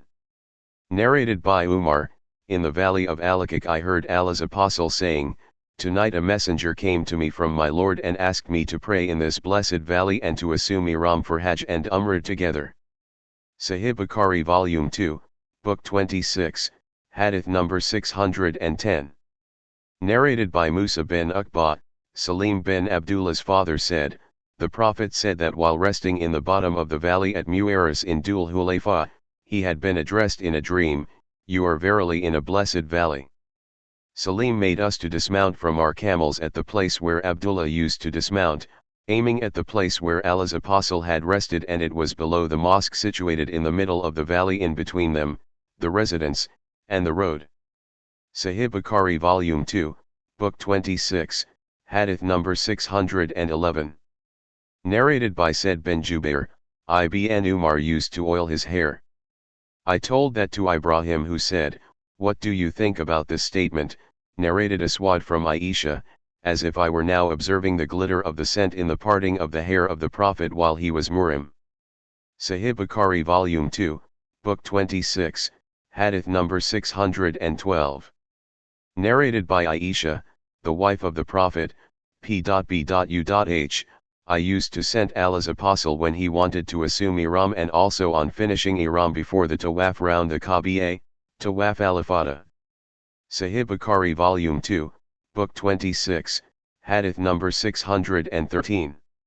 Narrated by Salim, from his father, I heard that Allah's apostle assumed Ihram with his hair matted together. Sahih Bukhari Volume 2, Book 26, Hadith number 614. Narrated by Salim bin Abdullah, I heard my father saying, Never did Allah's apostle assume ihram except at the mosque, that is, at the mosque of Dhul Hulayfa. Sahih Bukhari Volume 2, Book 26, Hadith number 615. Narrated by Abdullah bin Umar, a man asked, O Allah's apostle, what kind of clothes should a muhrim wear? Allah's apostle replied, he should not wear a shirt, a turban, trousers, a head cloak, or leather socks except if he can find no slippers. He then may wear leather socks after cutting off what might cover the ankles. And he should not wear clothes which are scented with saffron or wars, kinds of perfumes. Sahih Bukhari Volume 2, Book 26, Hadith number 616. Narrated by Ubaydullah bin Abdullah, ibn Abbas said, Usama rode behind Allah's apostle from Arafat to Al-Muzdalifah, and then Al-Fadl rode behind Allah's apostle from Al-Muzdalifah to Mina. Ibn Abbas added, both of them said, the Prophet kept on reciting Talbiyah till he did the Rami of Jamrat al-Aqaba. Sahih Bukhari Volume 2, Book 26, Hadith number 617. Narrated by Abdullah bin Abbas, the Prophet with his companions started from Medina after combing and oiling his hair and putting on 2 sheets of layram, upper body cover and waist cover. He did not forbid anyone to wear any kind of sheets except the ones colored with saffron because they may leave the scent on the skin. And so in the early morning, the Prophet mounted his mount while in Dhul Hulayfa and set out till they reached Baida, where he and his companions recited Talbiyah, and then they did the ceremony of Taqlid, which means to put the colored garlands around the necks of the bud, camels for sacrifice. And all that happened on the 25th of Dhul Qa'dah. And when he reached Mecca on the 4th of Dhul Hijjah he performed the tawaf round the Kaaba and performed the tawaf between Safa and Marwa. And as he had a badana and had garlanded it, he did not finish his ihram. He proceeded towards the highest places of Mecca near Al-Hujun and he was assuming the ihram for Hajj and did not go near the Kaaba after he performed tawaf, round it, till he returned from Arafat. Then he ordered his companions to perform the tawaf round the Kaaba and then the tawaf of Safa and Marwa, and to cut short the hair of their heads and to finish their ihram. And that was only for those people who had not garlanded bud. Those who had their wives with them were permitted to contact them, have sexual intercourse, and similarly perfume and, ordinary, clothes were permissible for them. Sahih Bukhari Volume 2, Book 26, Hadith number 618. Narrated by Anas bin Malik, the Prophet offered 4 rakat in Medina and then 2 rakat at Dhul Hulayfa and then passed the night at Dhul Hulayfa till it was morning, and when he mounted his mount and it stood up, he started to recite Talbiyah. Sahih Bukhari Volume 2, Book 26, Hadith number 619. Narrated by Abu Kilaba, Anas bin Malik said, the Prophet offered 4 rakat of the Zuhr prayer in Medina and 2 rakat of Asr prayer at Dhul Hulayfa. I think that the Prophet passed the night there till morning. Sahih Bukhari Volume 2, Book 26, Hadith number 620. Narrated by Anas, the Prophet offered 4 rakat of the Zuhr prayer in Medina and 2 rakat of the Asr prayer in Dhul Hulayfa, and I heard them, the companions of the Prophet, reciting Talbiyah together loudly to the extent of shouting. Sahih Bukhari Volume 2, Book 26, Hadith number 621. Narrated by Abdullah bin Umar, the Talbiyah of Allah's apostle was, Labbaika Allahumma labbaik, labbaika la sharika laka labbaik, in alhamdu wa ni'matu laka wal mulk, la sharika laka, I respond to your call O Allah, I respond to your call, and I am obedient to your orders, you have no partner, I respond to your call, all the praises and blessings are for you, all the sovereignty is for you, and you have no partners with you. Sahih Bukhari Volume 2, Book 26, Hadith number 622. Narrated by Aisha, I know how the Prophet used to say, Talbiyah, and it was, Labbaika Allahumma labbaik, labbaika la sharika laka labbaik, in alhamdu wa ni'matu laka wal mulk, la sharika laka. Sahih Bukhari Volume 2, Book 26, Hadith number 623. Narrated by Anas bin Malik, Allah's apostle offered 4 rakat of Zuhr prayer at Medina and we were in his company, and 2 rakat of the Asr prayer at Dhul Hulayfa and then passed the night there till it was dawn, then he rode, and when he reached Al-Baida, he praised and glorified Allah and said Takbir, i.e. Alhamdulillah and Subhanallah, 1, and Allahu Akbar. Then he and the people along with him recited Talbiyah with the intention of performing Hajj and Umrah. When we reached Mecca, he ordered us to finish the Layram. After performing the Umrah, only those who had no hadi, animal for sacrifice, with them were asked to do so, till the day of Tarwiyah, that is 8th Dhul Hijjah, when they assumed Ihram for Hajj. The Prophet sacrificed many camels, slaughtering them, with his own hands while standing. While Allah's apostle was in Medina he sacrificed 2 horned rams black and white in color in the name of Allah. Sahih Bukhari Volume 2, Book 26, Hadith number 624. Narrated by Ibn Umar, the Prophet, p.b.u.h, recited Talbiyah when he had mounted his mount and was ready to set out. Sahih Bukhari Volume 2, Book 26, Hadith number 625. Narrated by Nafi, whenever Ibn Umar intended to go to Mecca he used to oil himself with a sort of oil that had no pleasant smell, then he would go to the mosque of Al-Hulayda and offer the prayer, and then ride. When he mounted well on his mount and the mount stood up straight, he would proclaim the intention of assuming Ihram, and he used to say that he had seen the Prophet doing the same.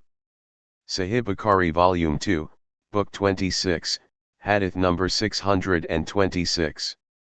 Narrated by Mujahid, I was in the company of Ibn Abbas and the people talked about Ad-Dajjal and said, Ad-Dajjal will come with the word kafir, non-believer, written in between his eyes. On that Ibn Abbas said, I have not heard this from the Prophet but I heard him saying, as if I saw Moses just now entering the valley reciting Talbiyah. Sahih Bukhari Volume 2, Book 26, Hadith number 627. Narrated by Aisha, the wife of the Prophet, p.b.u.h, we set out with the Prophet in his last Hajj and we assumed Ihram for Umrah. The Prophet then said, whoever has the hadi with him should assume Ihram for Hajj along with Umrah and should not finish the Ihram till he finishes both. I was menstruating when I reached Mecca, and so I neither did tawaf round the Kaaba nor tawaf between Safa and Marwa. I complained about that to the Prophet, on which he replied, undo and comb your head hair, and assume Ihram for Hajj, only, and leave the Umrah. So, I did so.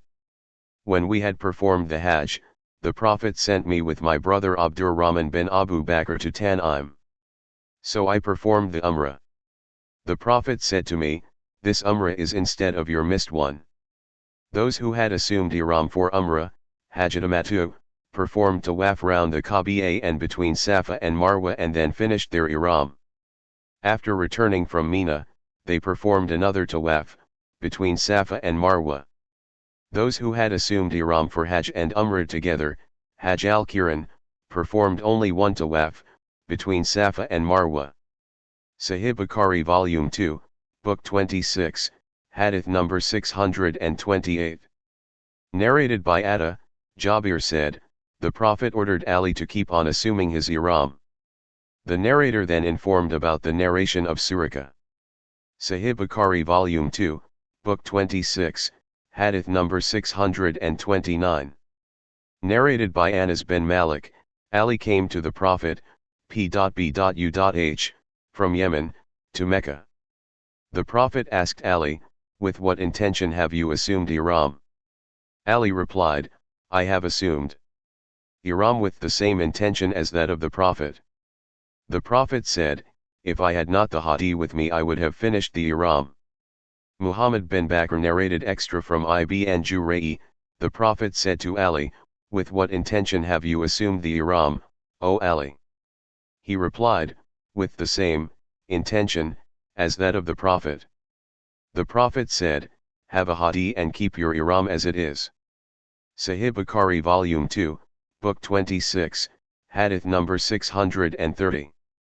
Narrated by Abu Musa, the Prophet sent me to some people in Yemen and when I returned, I found him at Al-Bayda. He asked me, with what intention have you assumed ihram, i.e. for Hajj or for Umrah or for both?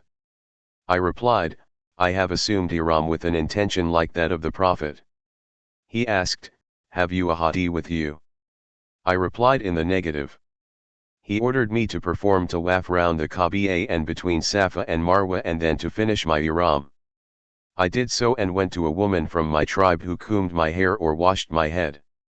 Then, when Umar came, i.e. became caliph, he said, if we follow Allah's book, it orders us to complete Hajj and Umrah, as Allah says, perform the Hajj and Umrah for Allah.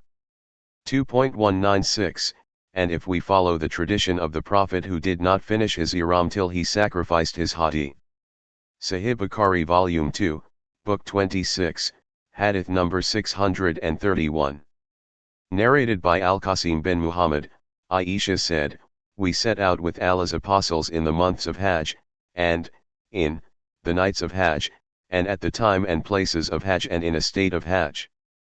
We dismounted at Sarif, a village 6 miles from Mecca. The Prophet then addressed his companions and said, anyone who has not got the hadi and likes to do Umrah instead of Hajj may do so, i.e. Hajj al-Tamattu, and anyone who has got the hadi should not finish the ihram after performing Umrah, i.e. Hajj al-Quran. Aisha added, the companions of the Prophet obeyed the above order, and some of them, i.e. who did not have hadi, finished their ihram after Umrah. Allah's apostle and some of his companions were resourceful and had the hadi with them.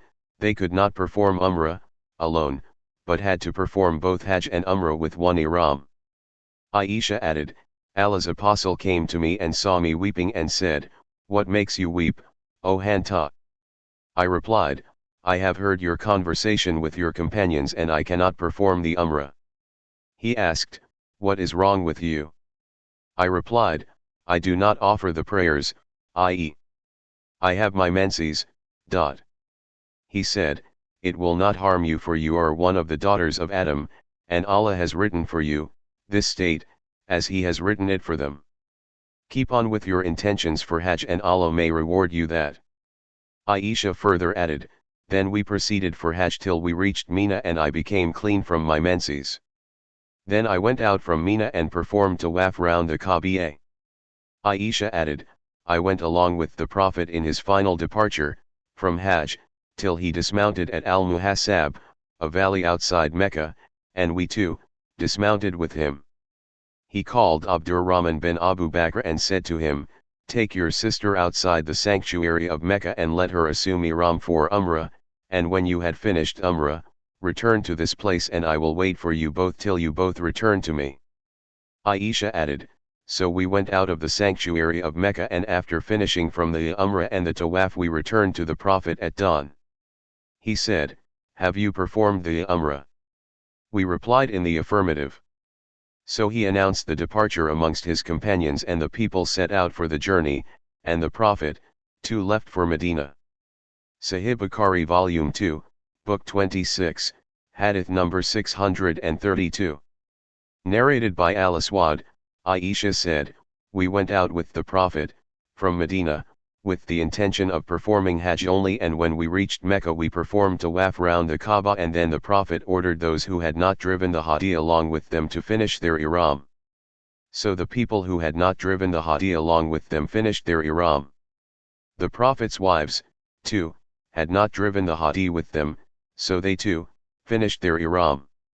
Aisha added, I got my menses and could not perform tawaf round the Kaaba. So when it was the night of Hasba, i.e. when we stopped at Al-Muhassab, I said, O Allah's Apostle, everyone is returning after performing Hajj and Umrah but I am returning after performing Hajj only. He said, didn't you perform tawaf round the Kaaba the night we reached Mecca? I replied in the negative. He said, go with your brother to Tan'im and assume the ihram for Umrah, and after performing it, come back to such and such a place. On that Safiyyah said, I feel that I will detain you all. The Prophet said, O Akra Halka, didn't you perform tawaf of the Kaaba on the day of sacrifice? I.e. tawaf al-Ifada, Safiyyah replied in the affirmative. He said, to Safiyyah, there is no harm for you to proceed on with us. Aisha added, after returning from Umrah, the Prophet met me while he was ascending from Mecca, and I was descending to it, or I was ascending and he was descending. Sahih Bukhari Volume 2, Book 26, Hadith number 633. Narrated by Aisha, we set out with Allah's apostles to Mecca in the year of the Prophet's last Hajj. Some of us had assumed ihram for Umrah only, some for both Hajj and Umrah, and others for Hajj only. Allah's apostle assumed ihram for Hajj. So whoever had assumed ihram for Hajj or for both Hajj and Umrah did not finish the ihram till the day of sacrifice. See Hadith number 631, 636, and 639. Sahih Bukhari Volume 2, Book 26, Hadith number 634. Narrated by Marwan bin al-Hakam, I saw Uthman and Ali. Uthman used to forbid people to perform Hajj at-Tamattu and Hajj al-Qiran, Hajj and Umrah together, and when Ali saw this act of Uthman, he assumed ihram for Hajj and Umrah together, saying, Labbaik for Umrah and Hajj, and said, I will not leave the tradition of the Prophet on the saying of somebody. Sahih Bukhari Volume 2, Book 26, Hadith number 635. Narrated by Ibn Abbas, the people of the pre-Islamic period used to think that to perform Umrah during the months of Hajj was one of the major sins on earth, and also used to consider the month of Safar as a forbidden, i.e. sacred, month, and they used to say, when the wounds of the camel's back heal up, after they return from Hajj, and the signs of those wounds vanish and the month of Safar passes away, then, at that time, Umrah is permissible for the one who wishes to perform it. In the morning of the 4th of Dhul Hijjah, the Prophet and his companions reached Mecca, assuming ihram for Hajj, and he ordered his companions to make their intentions of the ihram for Umrah only, instead of Hajj, so they considered his order as something great and were puzzled, and said, O Allah's Apostle, what kind of finishing of ihram is allowed? The Prophet replied, finish the ihram completely like a non-muhrim, you are allowed everything. Sahih Bukhari Volume 2, Book 26, Hadith number 636. Narrated by Abu Musa, I came to the Prophet from Yemen and was assuming ihram for Hajj, and he ordered me to finish the ihram after performing the Umrah. Sahih Bukhari Volume 2, Book 26, Hadith number 637. Narrated by Ibn Umar, Hafsa the wife of the Prophet said, O Allah's Apostle, why have the people finished their ihram after performing Umrah but you have not finished your ihram after performing Umrah? He replied, I have matted my hair and garlanded my hadi. So I will not finish my ihram till I have slaughtered my hadi. Sahih Bukhari Volume 2, Book 26, Hadith number 638. Narrated by Shubi'a, Abu Jamra Nasr bin Imran ad-Dubai said, I intended to perform Hajj at-Tamattu and the people advised me not to do so. I asked Ibn Abbas regarding it and he ordered me to perform Hajj at-Tamattu. Later I saw in a dream someone saying to me, Hajj Mabrur, Hajj performed in accordance with the Prophet's tradition without committing sins and accepted by Allah, and an accepted Umrah. So I told that dream to Ibn Abbas.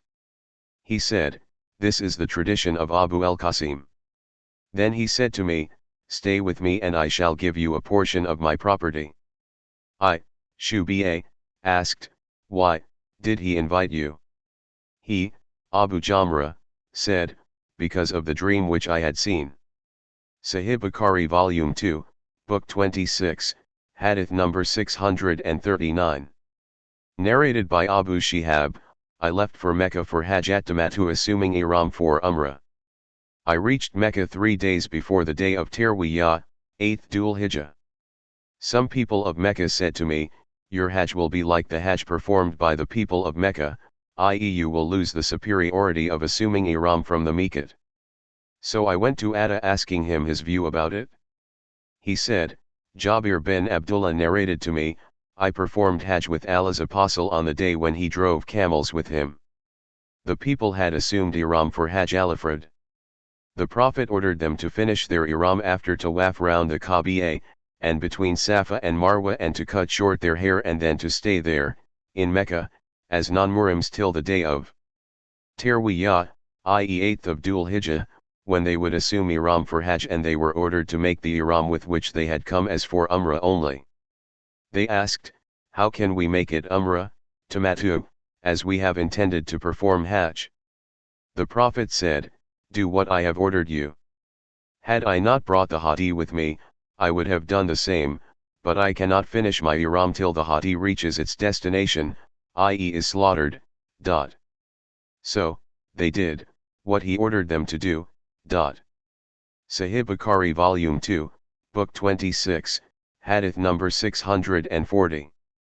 Narrated by Said bin al-Musayyib, Ali and Uthman differed regarding Hajjat Tamattu while they were at Usfan, a familiar place near Mecca. Ali said, "I see you want to forbid people to do a thing that the Prophet did." When Ali saw that, he assumed ihram for both Hajj and Umrah. Sahih Bukhari Volume 2, Book 26, Hadith number 641. Narrated by Jabir bin Abdullah, "We came with Allah's Apostle, to Mecca, and we were saying, Labbaika Allahumma labbaik for Hajj. Allah's Apostle ordered us to perform Umrah with that ihram, instead of Hajj."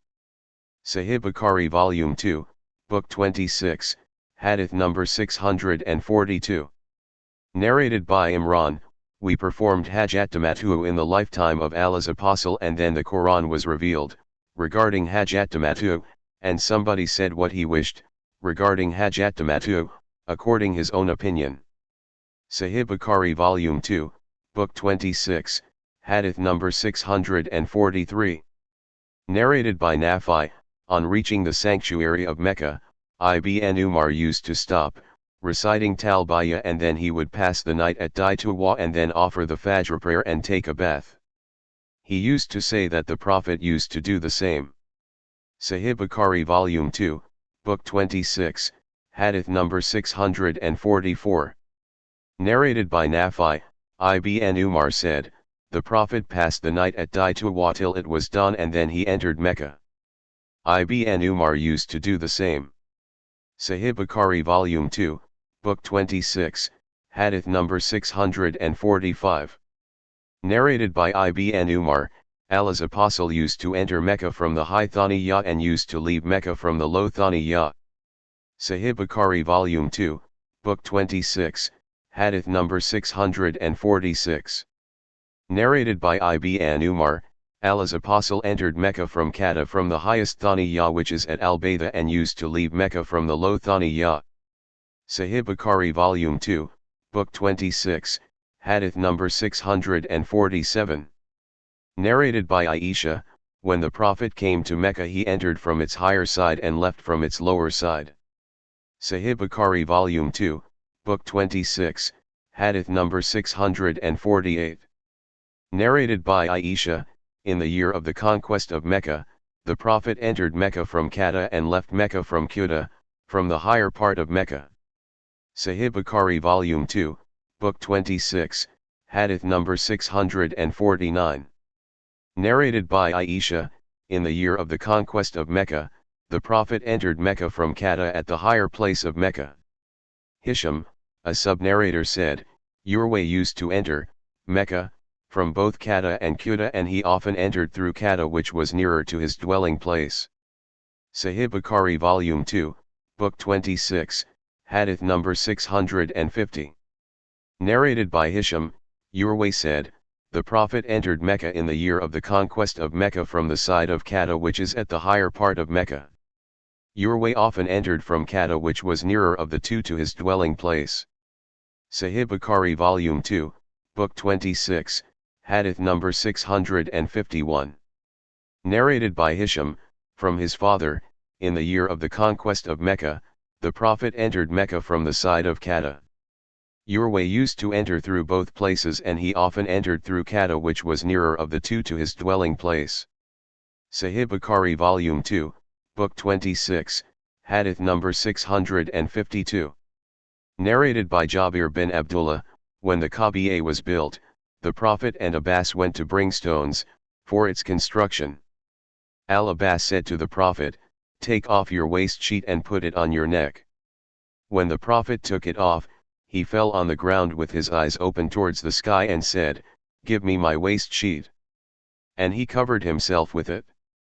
Sahih Bukhari Volume 2, Book 26, Hadith number 653.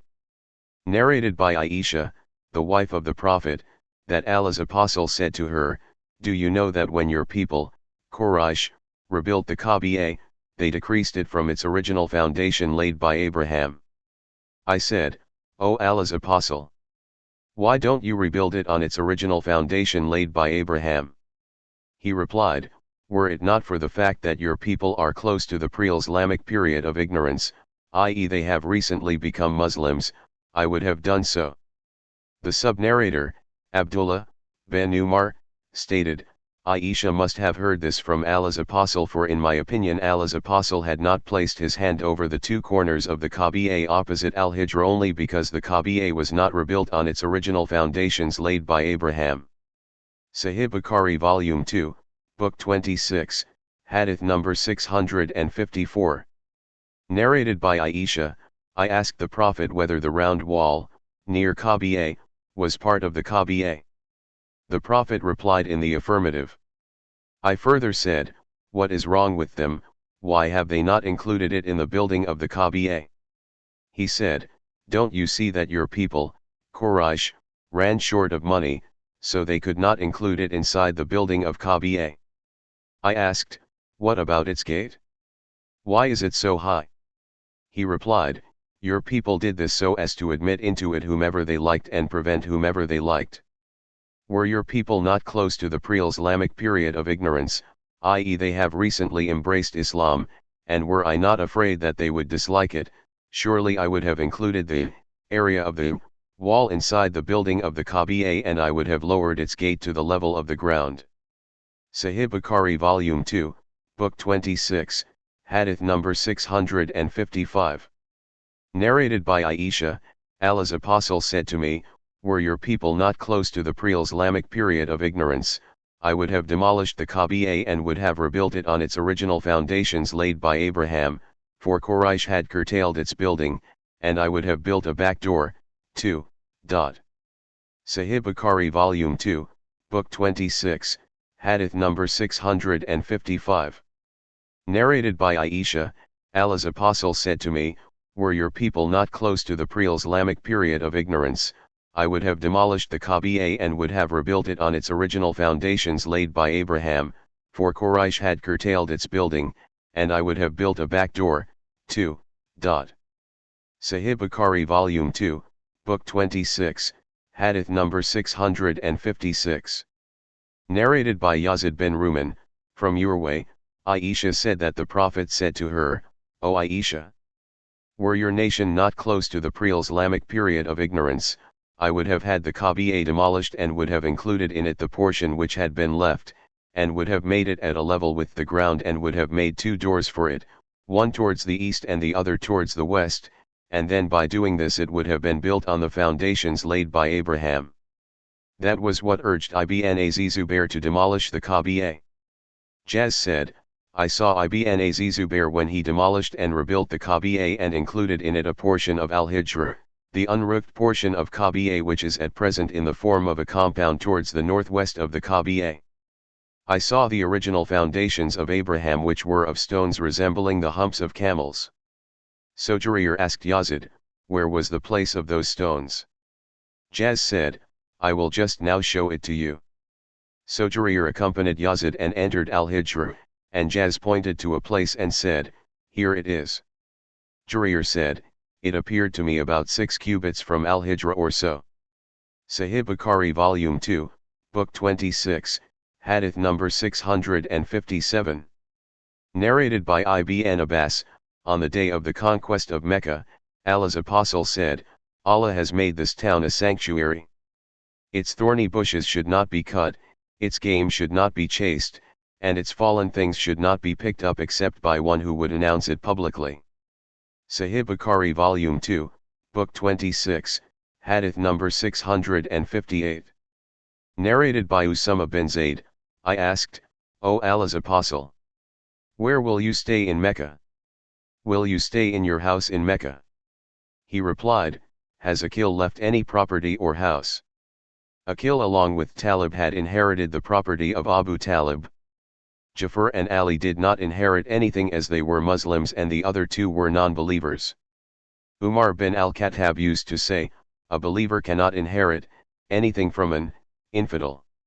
Ibn Shihab, a sub-narrator, said, they, Umar and others, derived the above verdict from Allah's statement, verily, those who believed and emigrated and strove with their life and property in Allah's cause, and those who helped the emigrants, and gave them their places to live in, these are, all, allies to one another.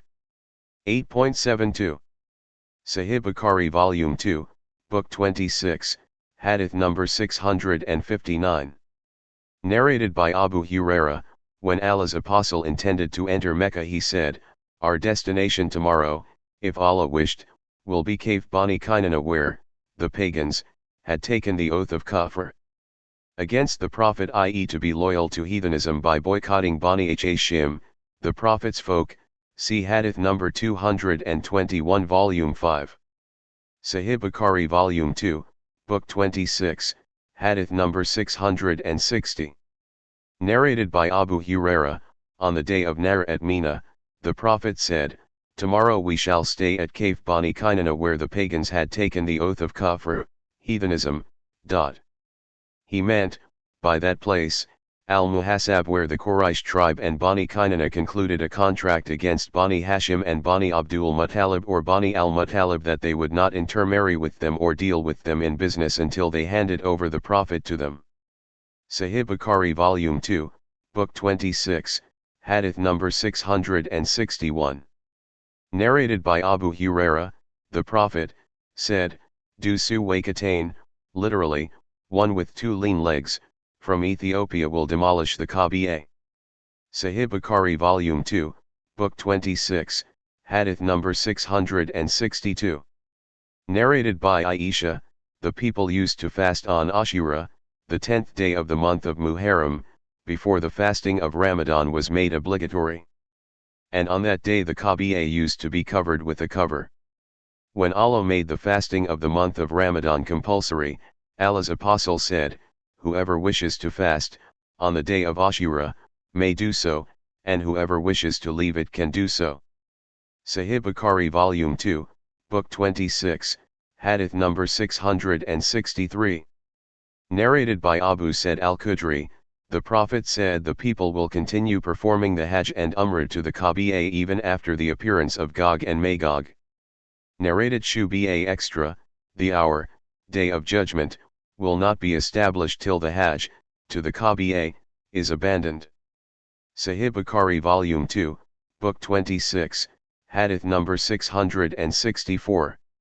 Narrated by Abu Wail, one day, I sat along with Shaiba on the chair inside the Kaaba. He, Shaiba, said, no doubt, Umar sat at this place and said, I intended not to leave any yellow, i.e. gold, or white, i.e. silver, inside the Kaaba, tribute. I said, to Umar, but your two companions, i.e. the Prophet and Abu Bakr, did not do so. Umar said, they are the two persons whom I always follow. Sahih Bukhari Volume 2, Book 26, Hadith number 665. Narrated by Ibn Abbas, the Prophet said, as if I were looking at him, a black person with thin legs plucking the stones of the Kaaba one after another. Sahih Bukhari Volume 2, Book 26, Hadith number 666. Narrated by Abu Huraira, Allah's Apostle said, Dusu Wakatain, the thin-legged man, from Ethiopia will demolish the Kaaba. Sahih Bukhari Volume 2, Book 26, Hadith number 667. Narrated by Abi'az ben Rabi'a, Umar came near the black stone and kissed it and said, no doubt, I know that you are a stone and can neither benefit anyone nor harm anyone. Had I not seen Allah's Apostle kissing you I would not have kissed you. Sahih Bukhari Volume 2, Book 26, Hadith number 668. Narrated by Salim, that his father said, Allah's apostle, Usama bin Zayd, Bilal, and Uthman bin Abu Talha entered the Kaaba and then closed its door. When they opened the door, I was the first person to enter the Kaaba. I met Bilal and asked him, did Allah's apostle offer a prayer inside the Kaaba? Bilal replied in the affirmative and said, the Prophet offered the prayer in between the two right pillars. Sahih Bukhari Volume 2, Book 26, Hadith number 669. Narrated by Nafi, whenever Ibn Umar entered the Kaaba, he used to walk straight, keeping the door at his back on entering, and used to proceed until about 3 cubits from the wall in front of him, and then he would offer the prayer there, aiming at the place where Allah's apostle prayed, as Bilal had told him. There is no harm for any person to offer the prayer at any place inside the Kaaba. Sahih Bukhari Volume 2, Book 26, Hadith number 670. Narrated by Ismaili bin Abu Khalid, Abdullah bin Abu Awfa said, Allah's apostle performed the Umrah.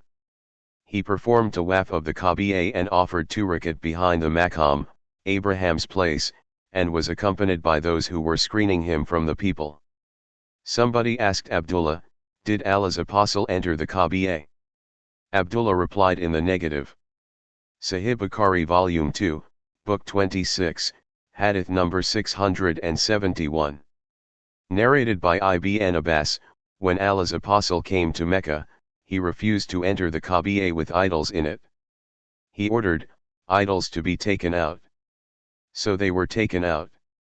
The people took out the pictures of Abraham and Ishmael holding Islams in their hands. Allah's apostle said, may Allah curse these people. By Allah, both Abraham and Ishmael never did the game of chance with Islams. Then he entered the Kaaba and said takbir at its corners, but did not offer the prayer in it. Sahih Bukhari Volume 2, Book 26, Hadith number 672. Narrated by Ibn Abbas, when Allah's apostle and his companions came to Mecca, the pagans circulated the news that a group of people were coming to them and they had been weakened by the fever of Yathrib, Medina. So the Prophet ordered his companions to do ramal in the first 3 rounds of tawaf of the Kaaba and to walk between the 2 corners, the Black Stone and Yemenite corner. The Prophet did not order them to do ramal in all the rounds of tawaf out of pity for them. Sahih Bukhari Volume 2, Book 26, Hadith number 673. Narrated by Salim, that his father said, I saw Allah's apostle arriving at Mecca. He kissed the Black Stone corner first while doing tawaf and did ramal in the first 3 rounds of the 7 rounds of tawaf. Sahih Bukhari Volume 2, Book 26, Hadith number 674. Narrated by Abdullah bin Umar, the Prophet did ramal in first 3 rounds of tawaf, and walked in the remaining 4 in Hajj and Umrah. Sahih Bukhari Volume 2, Book 26, Hadith number 675. Narrated by Zayd bin Aslam, from his father who said, Umar bin al-Khattab addressed the corner, Black Stone, saying, by Allah, I know that you are a stone and can neither benefit nor harm. Had I not seen the Prophet touching and kissing you, I would never have touched and kissed you. Then he kissed it and said, there is no reason for us to do ramal in tawaf, except that we wanted to show off before the pagans, and now Allah has destroyed them. Umar added, nevertheless, the Prophet did that and we do not want to leave it, i.e. ramal. Sahih Bukhari Volume 2, Book 26, Hadith number 676. Narrated by Nafi, Ibn Umar said, I have never missed the touching of these 2 stones of Kaaba, the Black Stone and the Yemenite corner, both in the presence and the absence of crowds, since I saw the Prophet touching them. I asked Nafi, did Ibn Umar used to walk between the 2 corners? Nafi replied, he used to walk in order that it might be easy for him to touch it, the cornerstone. Sahih Bukhari Volume 2, Book 26, Hadith number 677. Narrated by Ibn Abbas, in his last Hajj the Prophet performed tawaf of the Kaaba riding a camel and pointed a bent-headed stick towards the corner, black stone. Sahih Bukhari Volume 2, Book 26, Hadith number 678. Narrated by Salim bin Abdullah, that his father said, I have not seen the Prophet touching except the two Yemenite corners, i.e. the ones facing Yemen. Sahih Bukhari Volume 2, Book 26, Hadith number 679. Narrated by Zayd bin Aslam, that his father said, I saw Umar bin al-Khattab kissing the black stone and he then said, to it, had I not seen Allah's apostle kissing you, stone, I would not have kissed you. Sahih Bukhari Volume 2, Book 26, Hadith number 680. Narrated by Aziz Zubair bin Arabi, a man asked Ibn Umar about the touching of the black stone. Ibn Umar said, I saw Allah's apostle touching and kissing it. The questioner said, but if there were a throng, much rush, round the Kaaba and the people overpowered me, what would I do? He replied angrily, stay in Yemen, as that man was from Yemen. I saw Allah's apostle touching and kissing it. Sahih Bukhari Volume 2, Book 26, Hadith number 681. Narrated by Ibn Abbas, the Prophet performed tawaf of the Kaaba while riding a camel, and whenever he came in front of the corner, he pointed towards it, with something. Sahih Bukhari Volume 2, Book 26, Hadith number 682. Narrated by Ibn Abbas, the Prophet performed tawaf of the Kaaba riding a camel, and every time he came in front of the corner, having the black stone, he pointed towards it with something he had with him and said Takbir. Sahih Bukhari Volume 2, Book 26, Hadith number 683. Narrated by Urwa, Aisha said, the first thing the Prophet did on reaching Mecca, was the ablution and then he performed tawaf of the Kaaba and that was not Umrah, alone, but Hajj al-Quran. Urwa added, later Abu Bakr and Umar did the same in their Hajj. And I performed the Hajj with my father Aziz Zubair, and the first thing he did was tawaf of the Kaaba. Later I saw the Muhajirin, emigrants, and the Ansar doing the same. My mother, Asma, told me that she, her sister, Aisha, Aziz Zubair and such persons assumed ihram for Umrah, and after they passed their hands over the black stone corner, of the Kaaba, they finished the ihram. I.e. after doing tawaf of the Kaaba and Sa'i between Safa Marwa. Sahih Bukhari Volume 2, Book 26, Hadith number 684. Narrated by Abdullah bin Umar, when Allah's apostle performed tawaf of the Kaaba for Hajj or Umrah, he used to do ramal during the first 3 rounds, and in the last 4 rounds he used to walk, then after the tawaf he used to offer 2 rakat and then perform tawaf between Safa and Marwa.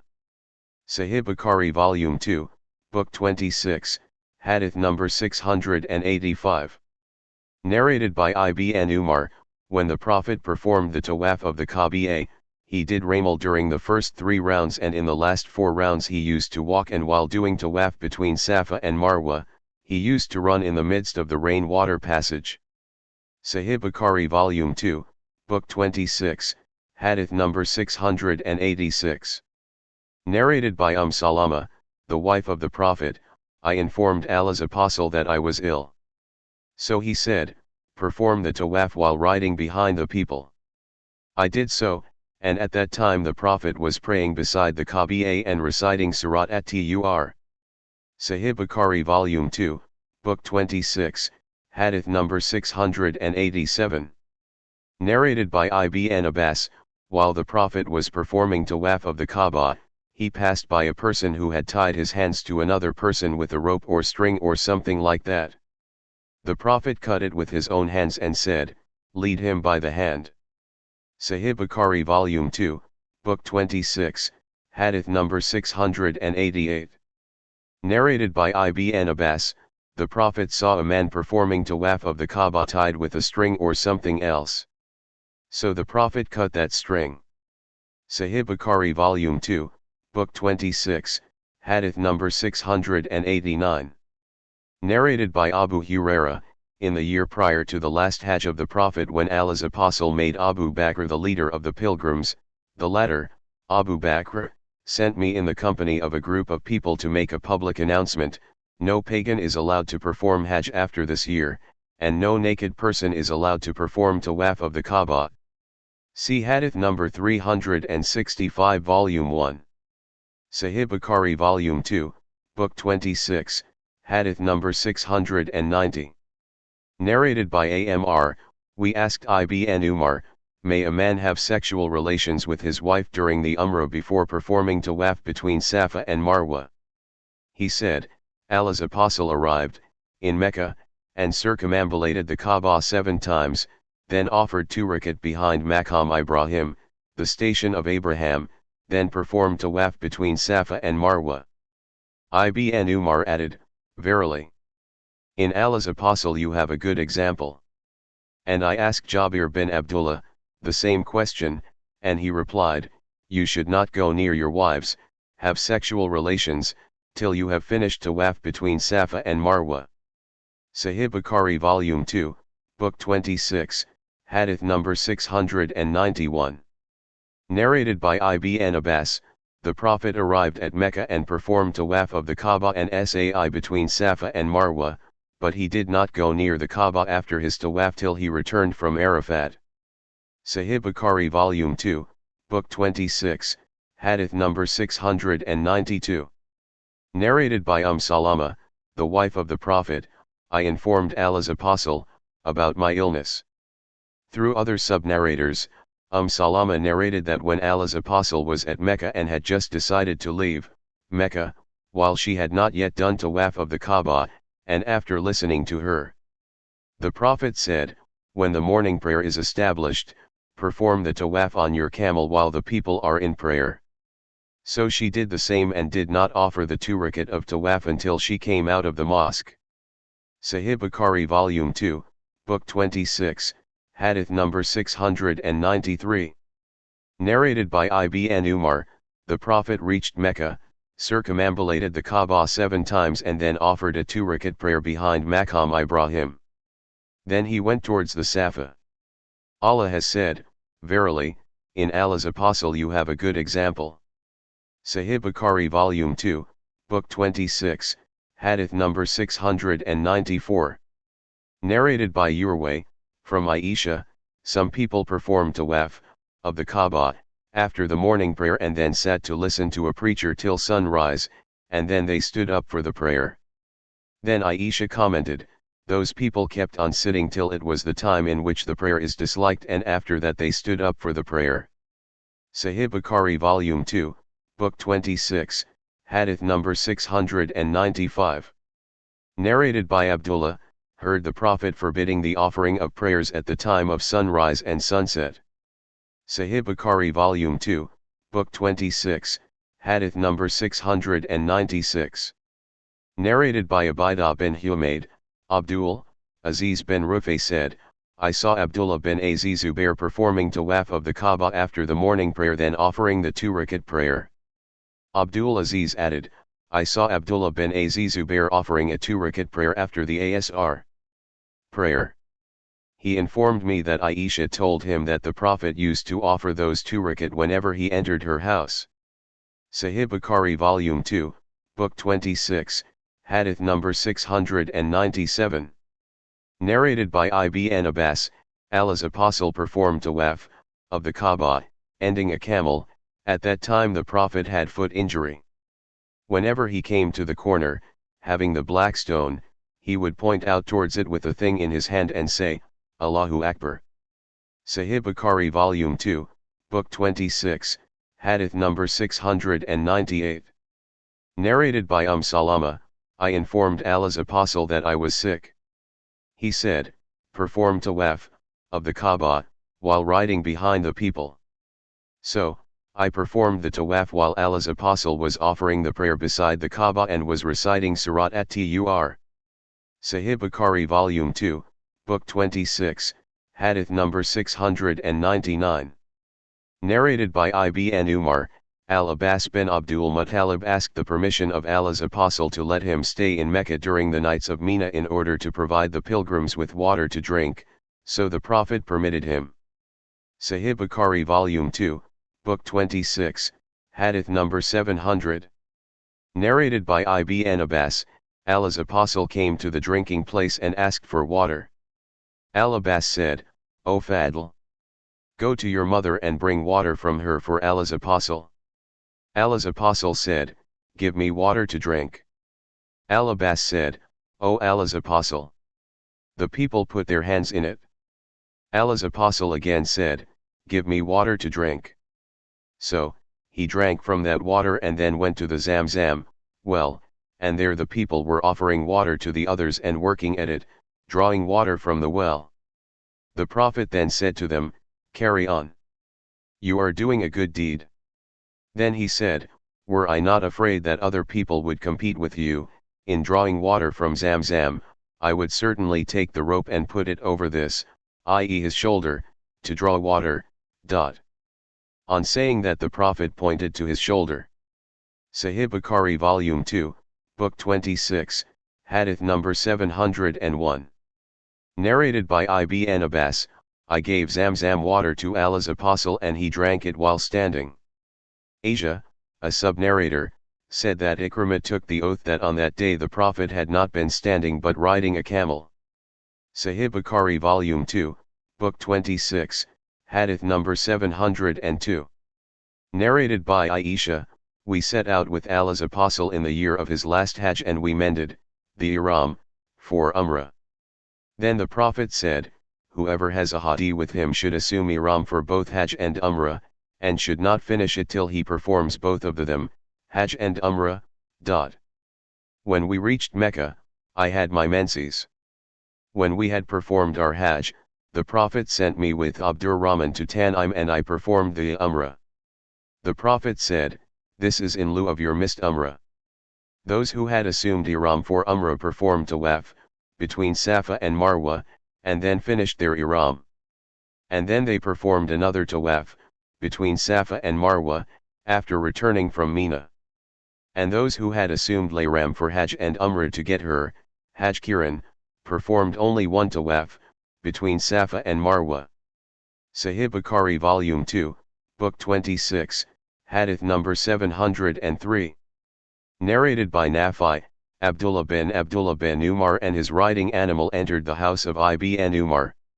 He, the son of Ibn Umar, said, I fear that this year a battle might take place between the people and you might be prevented from going to the Kaaba. I suggest that you should stay here. Ibn Umar said, once Allah's apostle set out for the pilgrimage, and the pagans of Quraysh intervened between him and the Kaaba. So, if the people intervened between me and the Kaaba, I would do the same as Allah's apostle had done. Verily, in Allah's apostle you have a good example. Then he added, I make you a witness that I have intended to perform Hajj along with Umrah. After arriving at Mecca, Ibn Umar performed one tawaf only, between Safa and Marwa. Sahih Bukhari Volume 2, Book 26, Hadith number 704. Narrated by Nafi, Ibn Umar intended to perform Hajj in the year when Al-Hajjaj attacked Ibn Zubair. Somebody said to Ibn Umar, there is a danger of an impending war between them. Ibn Umar said, verily, in Allah's apostle you have a good example. And if it happened as you say, then I would do the same as Allah's apostle had done. I make you witness that I have decided to perform Umrah. Then he set out and when he reached Al-Baida, he said, the ceremonies of both Hajj and Umrah are similar. I make you witness that I have made Hajj compulsory for me along with Umrah. He drove to Mecca, a hadi which he had bought from a place called Qudayd and did not do more than that. He did not slaughter the hadi or finish his ihram, or shave or cut short his hair till the day of slaughtering the sacrifices, 10th Dhul Hijjah. Then he slaughtered his hadi and shaved his head and considered the first tawaf, of Safa and Marwa, as sufficient for Hajj and Umrah. Ibn Umar said, Allah's apostle did the same. Sahih Bukhari Volume 2, Book 26, Hadith number 705. Narrated by Muhammad bin Abdurrahman bin Nawfal al-Qurashi, I asked Urwa bin Zubair, regarding the Hajj of the Prophet.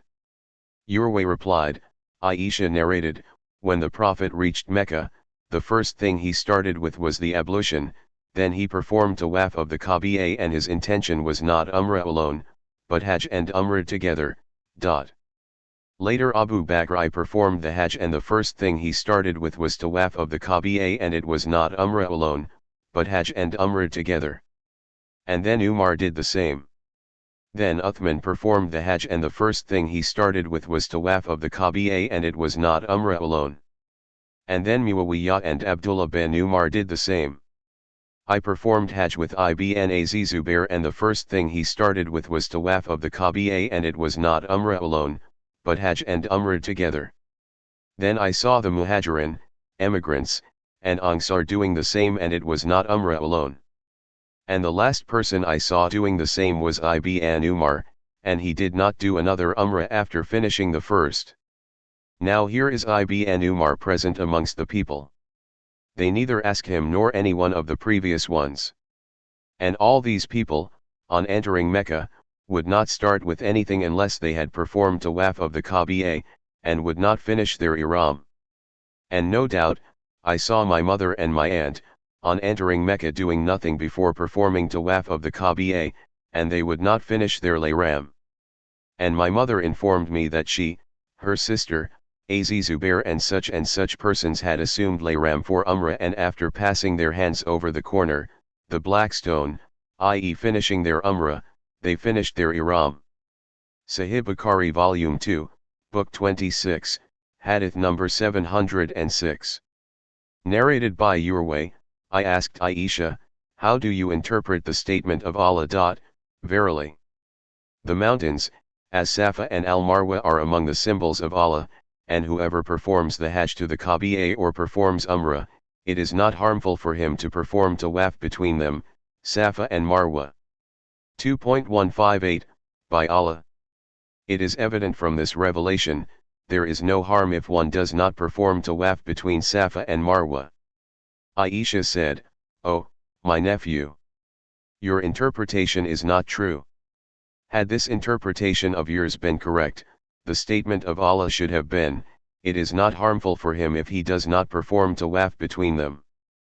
But in fact, this divine inspiration was revealed concerning the Ansar who used to assume ihram for worshipping an idol called Manat which they used to worship at a place called Al-Mishalal before they embraced Islam, and whoever assumed ihram, for the idol, would consider it not right to perform tawaf between Safa and Marwa. When they embraced Islam, they asked Allah's apostle, P.B.U.H, regarding it, saying, O Allah's apostle, we used to refrain from tawaf between Safa and Marwa. So Allah revealed, verily, the mountains, as Safa and Al-Marwa are among the symbols of Allah. Aisha added, surely, Allah's apostle set the tradition of tawaf between Safa and Marwa, so nobody is allowed to omit the tawaf between them. Later on Urwa, told Abu Bakr bin Abdurrahman, of Aisha's narration, and he said, I have not heard of such information, but I heard learned men saying that all the people, except those whom Aisha mentioned and who used to assume ihram for the sake of Manat, used to perform tawaf between Safa and Marwa. When Allah referred to the tawaf of the Kaaba and did not mention Safa and Marwa in the Quran, the people asked, O Allah's apostle, we used to perform tawaf between Safa and Marwa and Allah has revealed the verses concerning tawaf of the Kaaba and has not mentioned Safa and Marwa. Is there any harm if we perform tawaf between Safa and Marwa? So Allah revealed, verily as Safa and Al-Marwa are among the symbols of Allah. Abu Bakr said, it seems that this verse was revealed concerning the two groups, those who used to refrain from tawaf between Safa and Marwa in the pre-Islamic period of ignorance and those who used to perform the tawaf then, and after embracing Islam they refrained from the tawaf between them as Allah had enjoined tawaf of the Kaaba and did not mention tawaf of Safa and Marwa, till later after mentioning the tawaf of the Kaaba. Sahih Bukhari Volume 2, Book 26, Hadith number 707. Narrated by Nafi, Ibn Umar said, when Allah's apostle performed the first tawaf, he did ramel in the first 3 rounds and then walked in the remaining 4 rounds of tawaf of the Kaaba, whereas in performing tawaf between Safa and Marwa he used to run in the midst of the rainwater passage. I asked Nafi, did Abdullah bin Umar used to walk steadily on reaching the Yemenite corner? He replied, no, unless people were crowded at the corner, otherwise he would not leave it without touching it. Sahih Bukhari Volume 2, Book 26, Hadith number 708. Narrated by Amr bin Dinar, we asked Ibn Umar whether a man who, while performing Umrah, had performed tawaf of the Kaaba, and had not yet performed tawaf between Safa and Marwa, could have sexual relation with his wife. Ibn Umar replied, the Prophet, p.b.u.h, reached Mecca and performed the 7 rounds of tawaf of the Kaaba and then offered a 2-rakat prayer behind Maqam Ibrahim and then performed the 7 rounds of tawaf between Safa and Marwa. He added, verily, in Allah's apostle, p.b.u.h, you have a good example. We asked Jabir bin Abdullah the same question, and he said, that man, should not come near his wife till he has completed tawaf between Safa and Marwa. Sahih Bukhari Volume 2, Book 26, Hadith number 709. Narrated by Amr bin Dinar, I heard Ibn Umar saying, the Prophet arrived at Mecca and performed tawaf of the Kaaba and then offered a 2-rakat prayer and then performed tawaf between Safa and Marwa. Ibn Umar then recited the verse, verily, in Allah's apostle, p.b.u.h, you have a good example. Sahih Bukhari Volume 2, Book 26, Hadith number 710. Narrated by Asim, I asked Anas bin Malik, did you used to dislike to perform tawaf between Safa and Marwa? He said, yes, as it was of the ceremonies of the days of the pre-Islamic period of ignorance, till Allah revealed, verily, the 2 mountains, as Safa and Al-Marwa are among the symbols of Allah. It is therefore no sin for him who performs the pilgrimage to the Kaaba, or performs Umrah, to perform tawaf between them. 2.158. Sahih Bukhari Volume 2, Book 26, Hadith number 711. Narrated by Ibn Abbas, Allah's apostle performed tawaf of the Kaaba and the Sa'i of Safa and Marwa so as to show his strength to the pagans. Sahih Bukhari Volume 2, Book 26, Hadith number 712.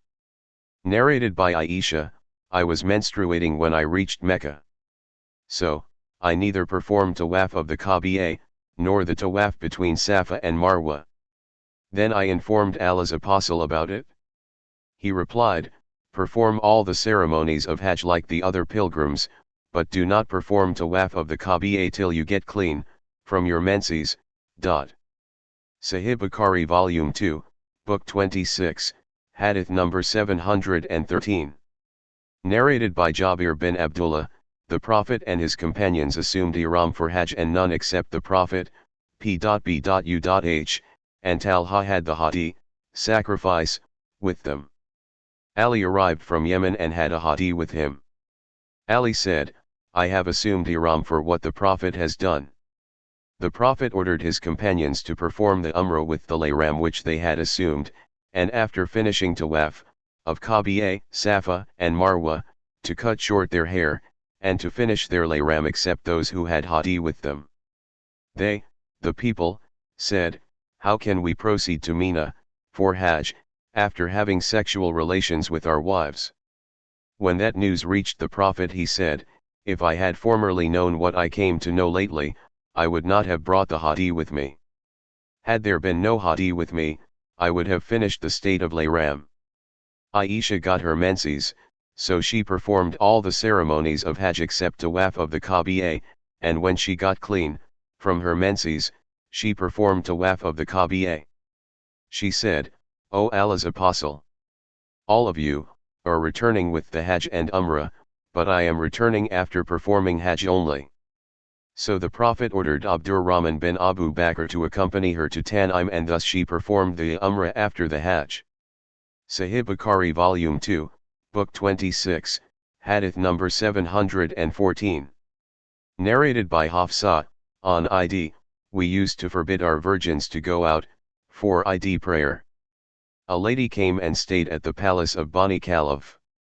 She mentioned that her sister was married to one of the companions of Allah's Apostle who participated in 12 Ghazawats along with Allah's Apostle, and her sister was with him in 6 of them.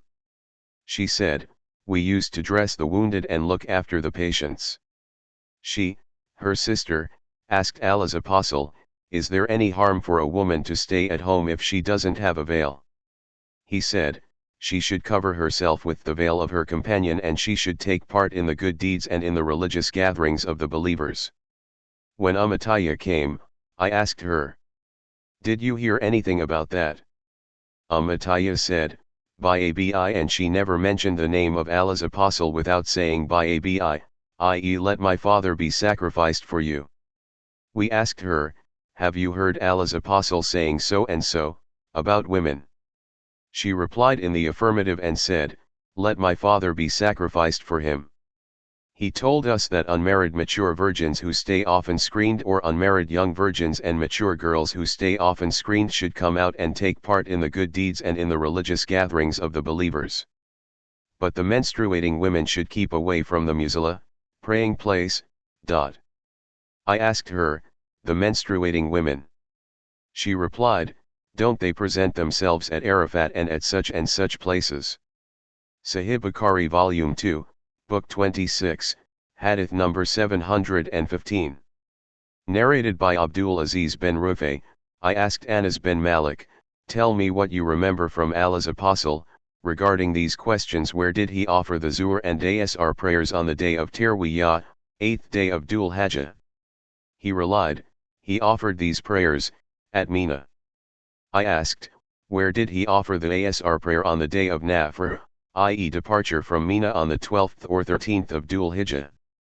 He replied, "At Al-Abta," and then added, "You should do as your chiefs do."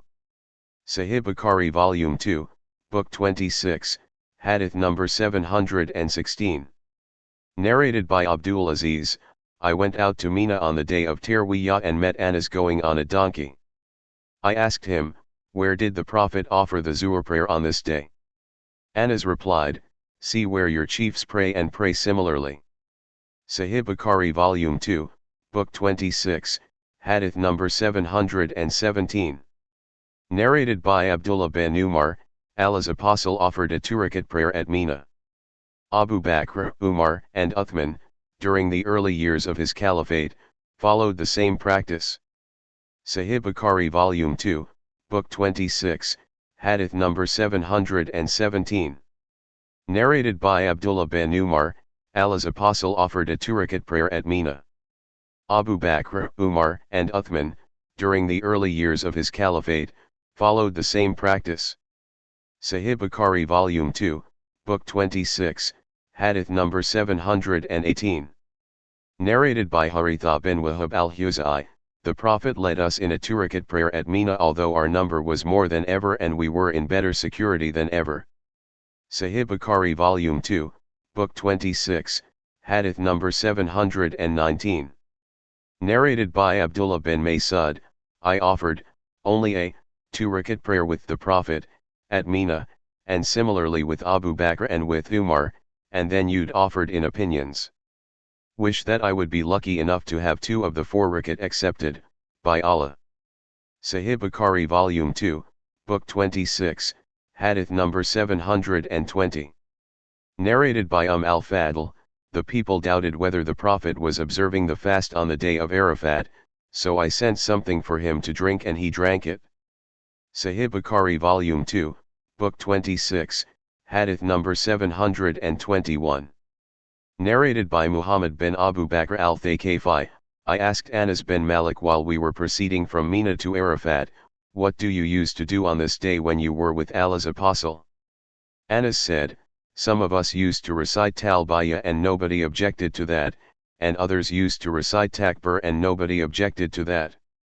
Sahih Bukhari Volume 2, Book 26, Hadith number 722. Narrated by Salim, Abdul Malik wrote to Al-Hajjaj that he should not differ from Ibn Umar during Hajj. On the day of Arafat, when the sun declined at midday, Ibn Umar came along with me and shouted near Al-Hajjaj's cotton, cloth, tent. Al-Hajjaj came out, wrapping himself with a waist sheet dyed with safflower, and said, "O Abu Abdurrahman! What is the matter?" He said, "If you want to follow the Sunnah, the tradition of the Prophet, p.b.u.h, then proceed to Arafat. Al-Hajjaj asked, "At this very hour?" Ibn Umar said, "Yes." He replied, "Please wait for me till I pour some water over my head, i.e. take a bath, and come out." Then Ibn Umar dismounted and waited till Al-Hajjaj came out. So, he, Al-Hajjaj, walked in between me and my father, Ibn Umar. I said to him, "If you want to follow the Sunnah, then deliver a brief sermon and hurry up for the stay at Arafat." He started looking at Abdullah, Ibn Umar, inquiringly, and when Abdullah noticed that, he said that he had told the truth. Sahih Bukhari Volume 2, Book 26, Hadith number 723. Narrated by al-Fadl bint al-Harith, on the day of Arafat, some people who were with me, differed about the fasting of the Prophet, p.b.u.h, some said that he was fasting while others said that he was not fasting. So I sent a bowl full of milk to him while he was riding his camel, and he drank that milk. Sahih Bukhari Volume 2, Book 26, Hadith number 724. Narrated by Salim bin Abdullah bin Umar, Abdul Malik bin Marwan wrote to Al-Hajjaj that he should follow Abdullah bin Umar in all the ceremonies of Hajj.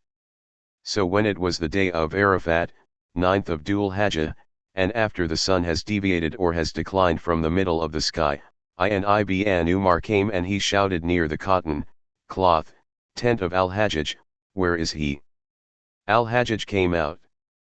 Ibn Umar said, "Let us proceed to Arafat. Al-Hajjaj asked, "Just now?" Ibn Umar replied, "Yes."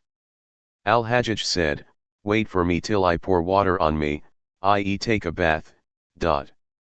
So, Ibn Umar dismounted, and waited, till Al-Hajjaj came out. He was walking between me and my father.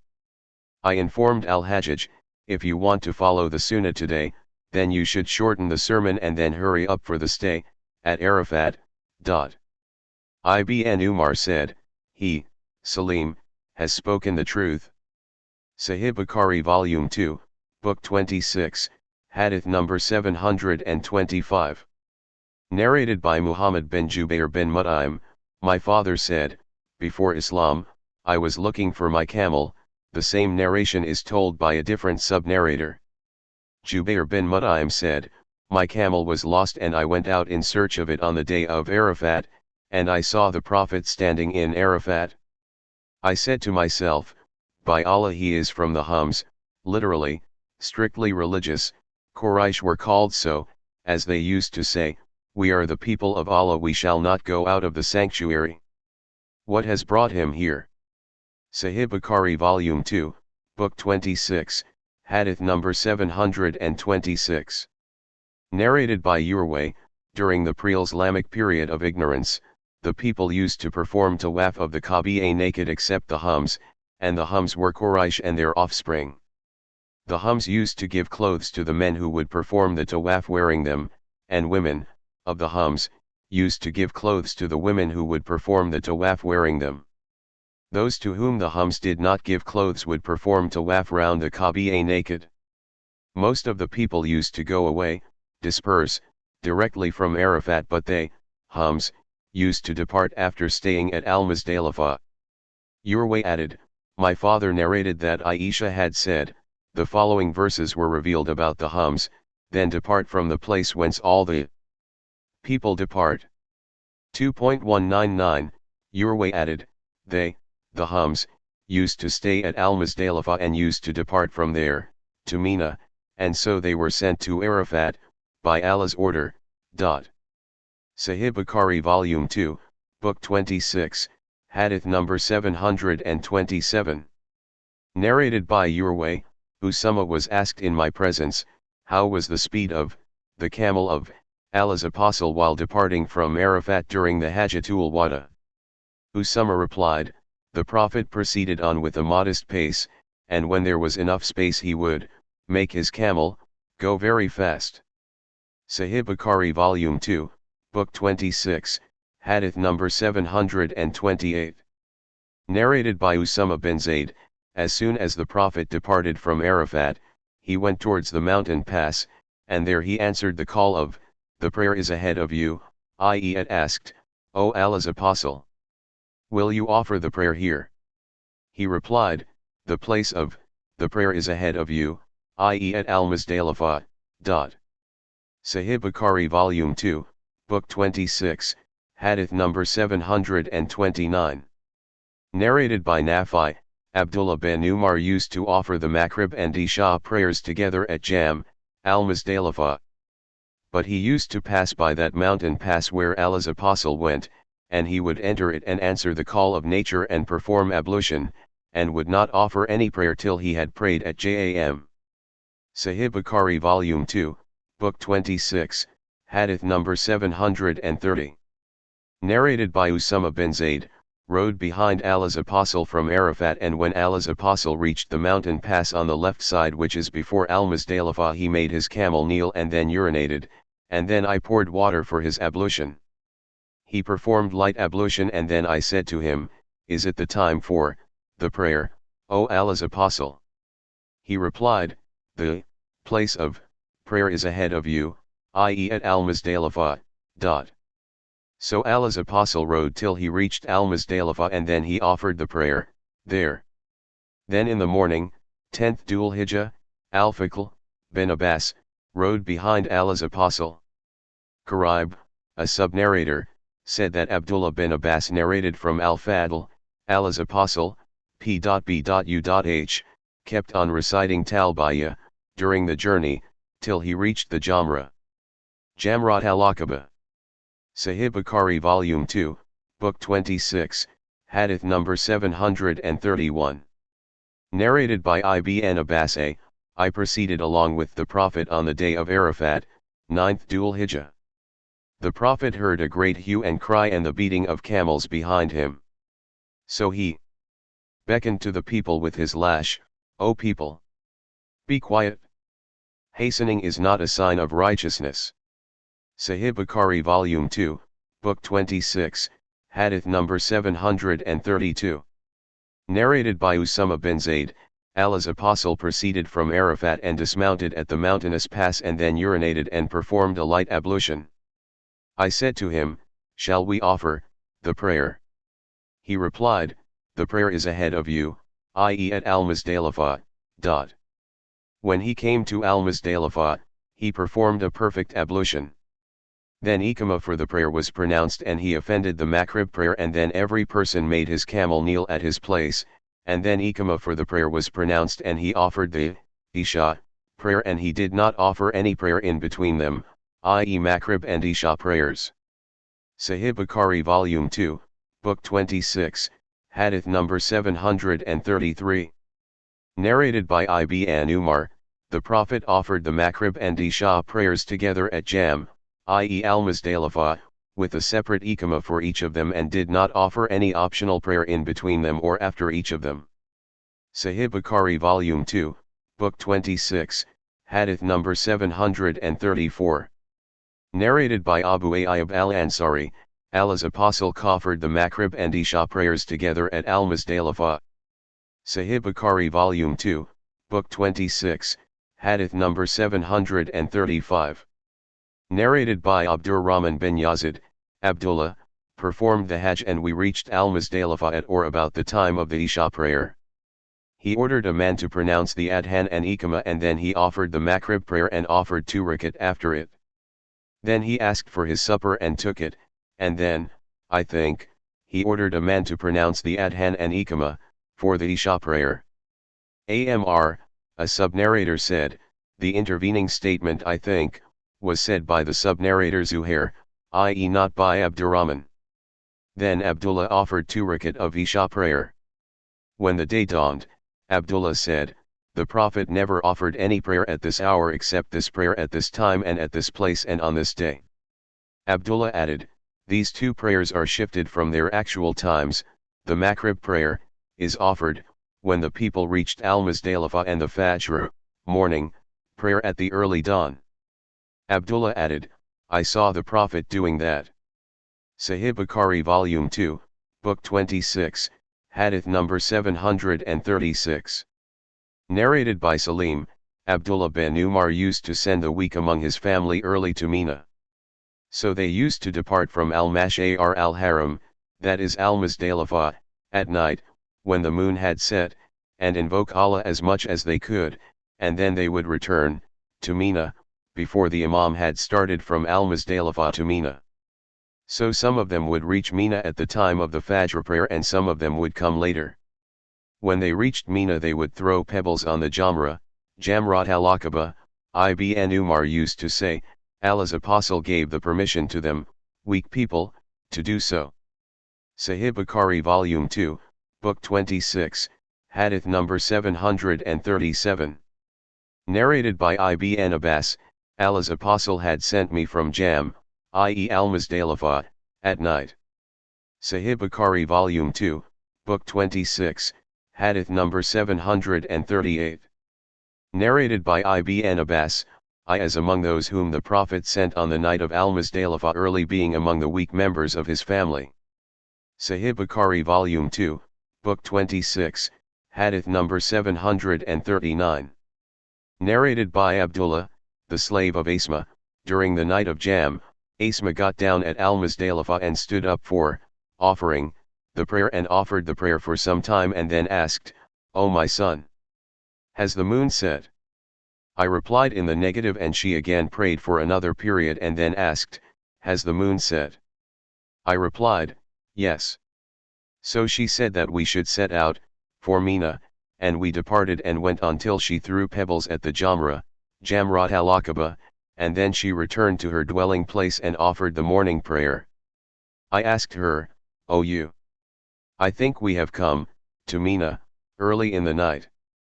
She replied, "O my son, Allah's apostle gave permission to the women to do so."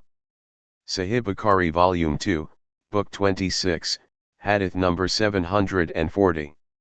Narrated by Aisha, Sauda asked the permission of the Prophet to leave earlier at the night of Jam, and she was a fat and very slow woman.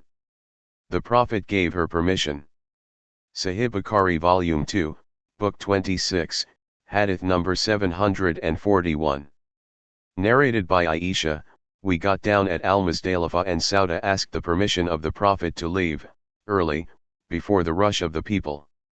She was a slow woman and he gave her permission, so she departed from Al-Muzdalifah before the rush of the people.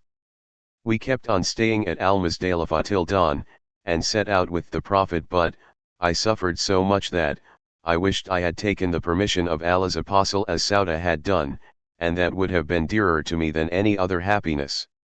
Sahih Bukhari Volume 2, Book 26, Hadith number 742.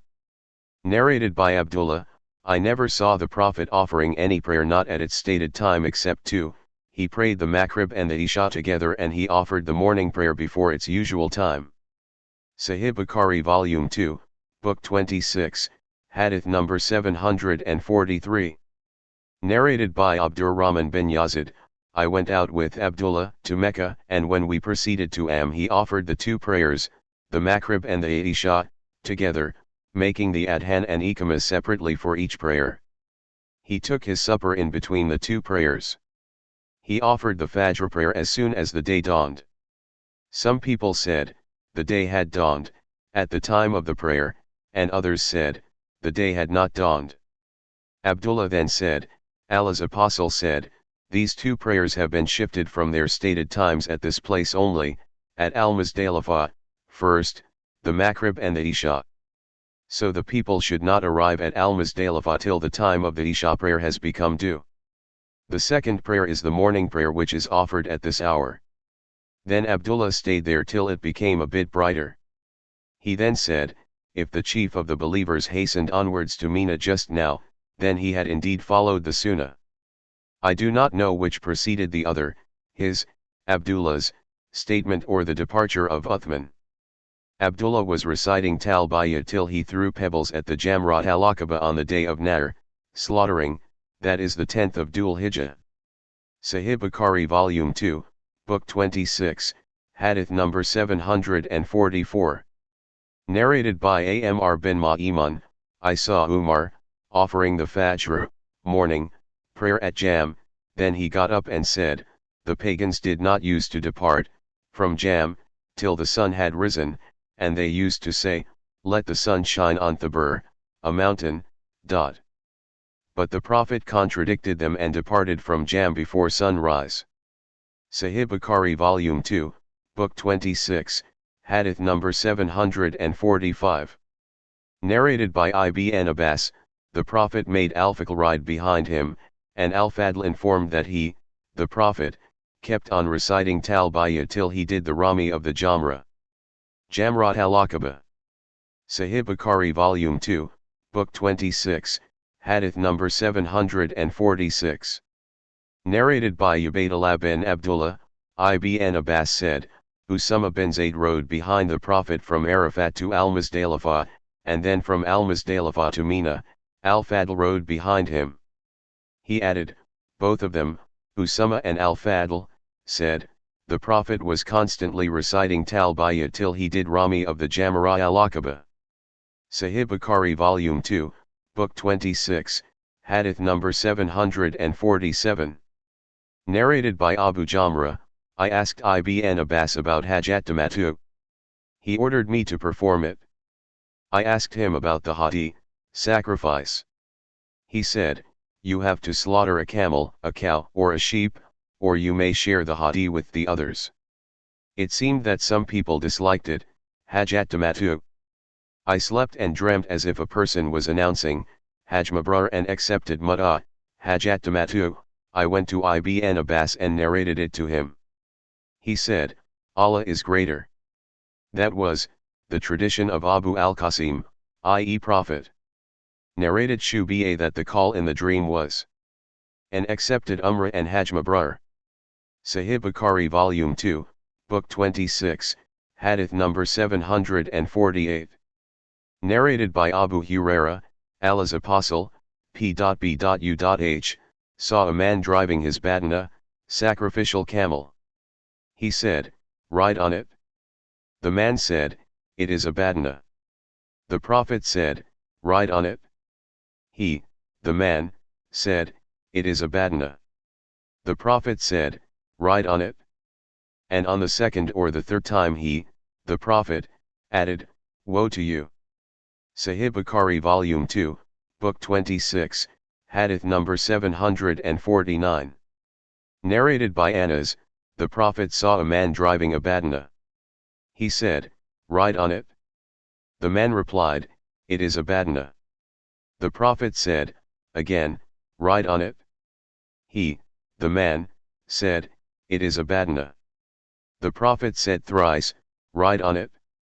Sahih Bukhari Volume 2, Book 26, Hadith number 750. Narrated by Ibn Umar, during the last Hajj, Hajj al-Wada, of Allah's Apostle he performed Umrah and Hajj. He drove a hadi along with him from Dhul Hulayfa. Allah's Apostle started by assuming ihram for Umrah and Hajj. And the people, too, performed the Umrah and Hajj along with the Prophet. Some of them brought the hadi and drove it along with them, while the others did not. So, when the Prophet arrived at Mecca, he said to the people, whoever among you has driven the hadi, should not finish his ihram till he completes his Hajj. And whoever among you has not driven the hadi with him, should perform tawaf of the Kaaba and the tawaf between Safa and Marwa, then cut short his hair and finish his ihram, and should later assume ihram for Hajj, but he must offer a hadi, sacrifice, and if anyone cannot afford a hadi, he should fast for 3 days during the Hajj and 7 days when he returns home. The Prophet performed tawaf of the Kaaba on his arrival. At Mecca, he touched the black stone, corner first of all and then did ramal, fast walking with moving of the shoulders, during the first 3 rounds round the Kaaba, and during the last 4 rounds he walked. After finishing tawaf of the Kaaba, he offered a 2-rakat prayer at Maqam Ibrahim, and after finishing the prayer he went to Safa and Marwa and performed 7 rounds of tawaf between them and did not do any deed forbidden because of Ihram, till he finished all the ceremonies of his Hajj and sacrificed his hadi on the day of Nahr, 10th day of Dhul Hijjah. He then hastened onwards, to Mecca, and performed tawaf of the Kaaba, and then everything that was forbidden because of Ihram became permissible. Those who took and drove the hadi with them did the same as Allah's Apostle did. Sahih Bukhari Volume 2, Book 26, Hadith number 751. Narrated by Nafi, Abdullah bin Umar said to his father, "Stay here, for I am afraid that affliction between Ibn Zubair and Al-Hajjaj, might prevent you from reaching the Kaaba." Ibn Umar said, "In this case, I would do the same as Allah's Apostle did, and Allah has said, verily, in Allah's Apostle, you have a good example, to follow. So, I make you, people, witness that I have made Umrah compulsory for me." So he assumed Ihram for Umrah. Then he went out, and when he reached Al-Baida, he assumed Ihram for Hajj and Umrah, together, and said, "The conditions, requisites, of Hajj and Umrah are the same." He then brought a hadi from Qudayd. Then he arrived at Mecca, and performed tawaf between Safa and Marwa, once for both Hajj and Umrah, and did not finish the Ihram till he had finished both Hajj and Umrah. Sahih Bukhari Volume 2, Book 26, Hadith number 752. Narrated by Al-Miswar bin Makrama and Marwan, the Prophet set out from Medina with over 1,000 of his companions, at the time of the Treaty of Hudaybiyah, and when they reached Dhul Hulayfa, the Prophet garlanded his hadi and marked it and assumed Ihram for Umrah. Sahih Bukhari Volume 2, Book 26, Hadith number 753. Narrated by Aisha, I twisted with my own hands the garlands for the button of the Prophet, who garlanded and marked them, and then made them proceed to Mecca, yet no permissible thing was regarded as illegal for him then. Sahih Bukhari Volume 2, Book 26, Hadith number 754. Narrated by Hafsa, I said, "O Allah's Apostle, what is wrong with the people? They have finished their Ihram but you have not." He said, "I matted my hair and I have garlanded my hadi, so I will not finish my Ihram till I finished my Hajj." Sahih Bukhari Volume 2, Book 26, Hadith number 755. Narrated by Aisha, Allah's Apostle used to send the hadi from Medina, and I used to twist the garlands for his hadi, and he did not keep away from any of these things which a Muhrim keeps away from. Sahih Bukhari Volume 2, Book 26, Hadith number 756.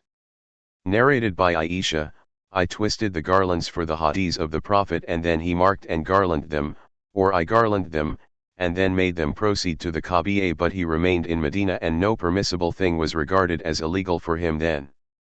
Sahih Bukhari Volume 2, Book 26, Hadith number 757.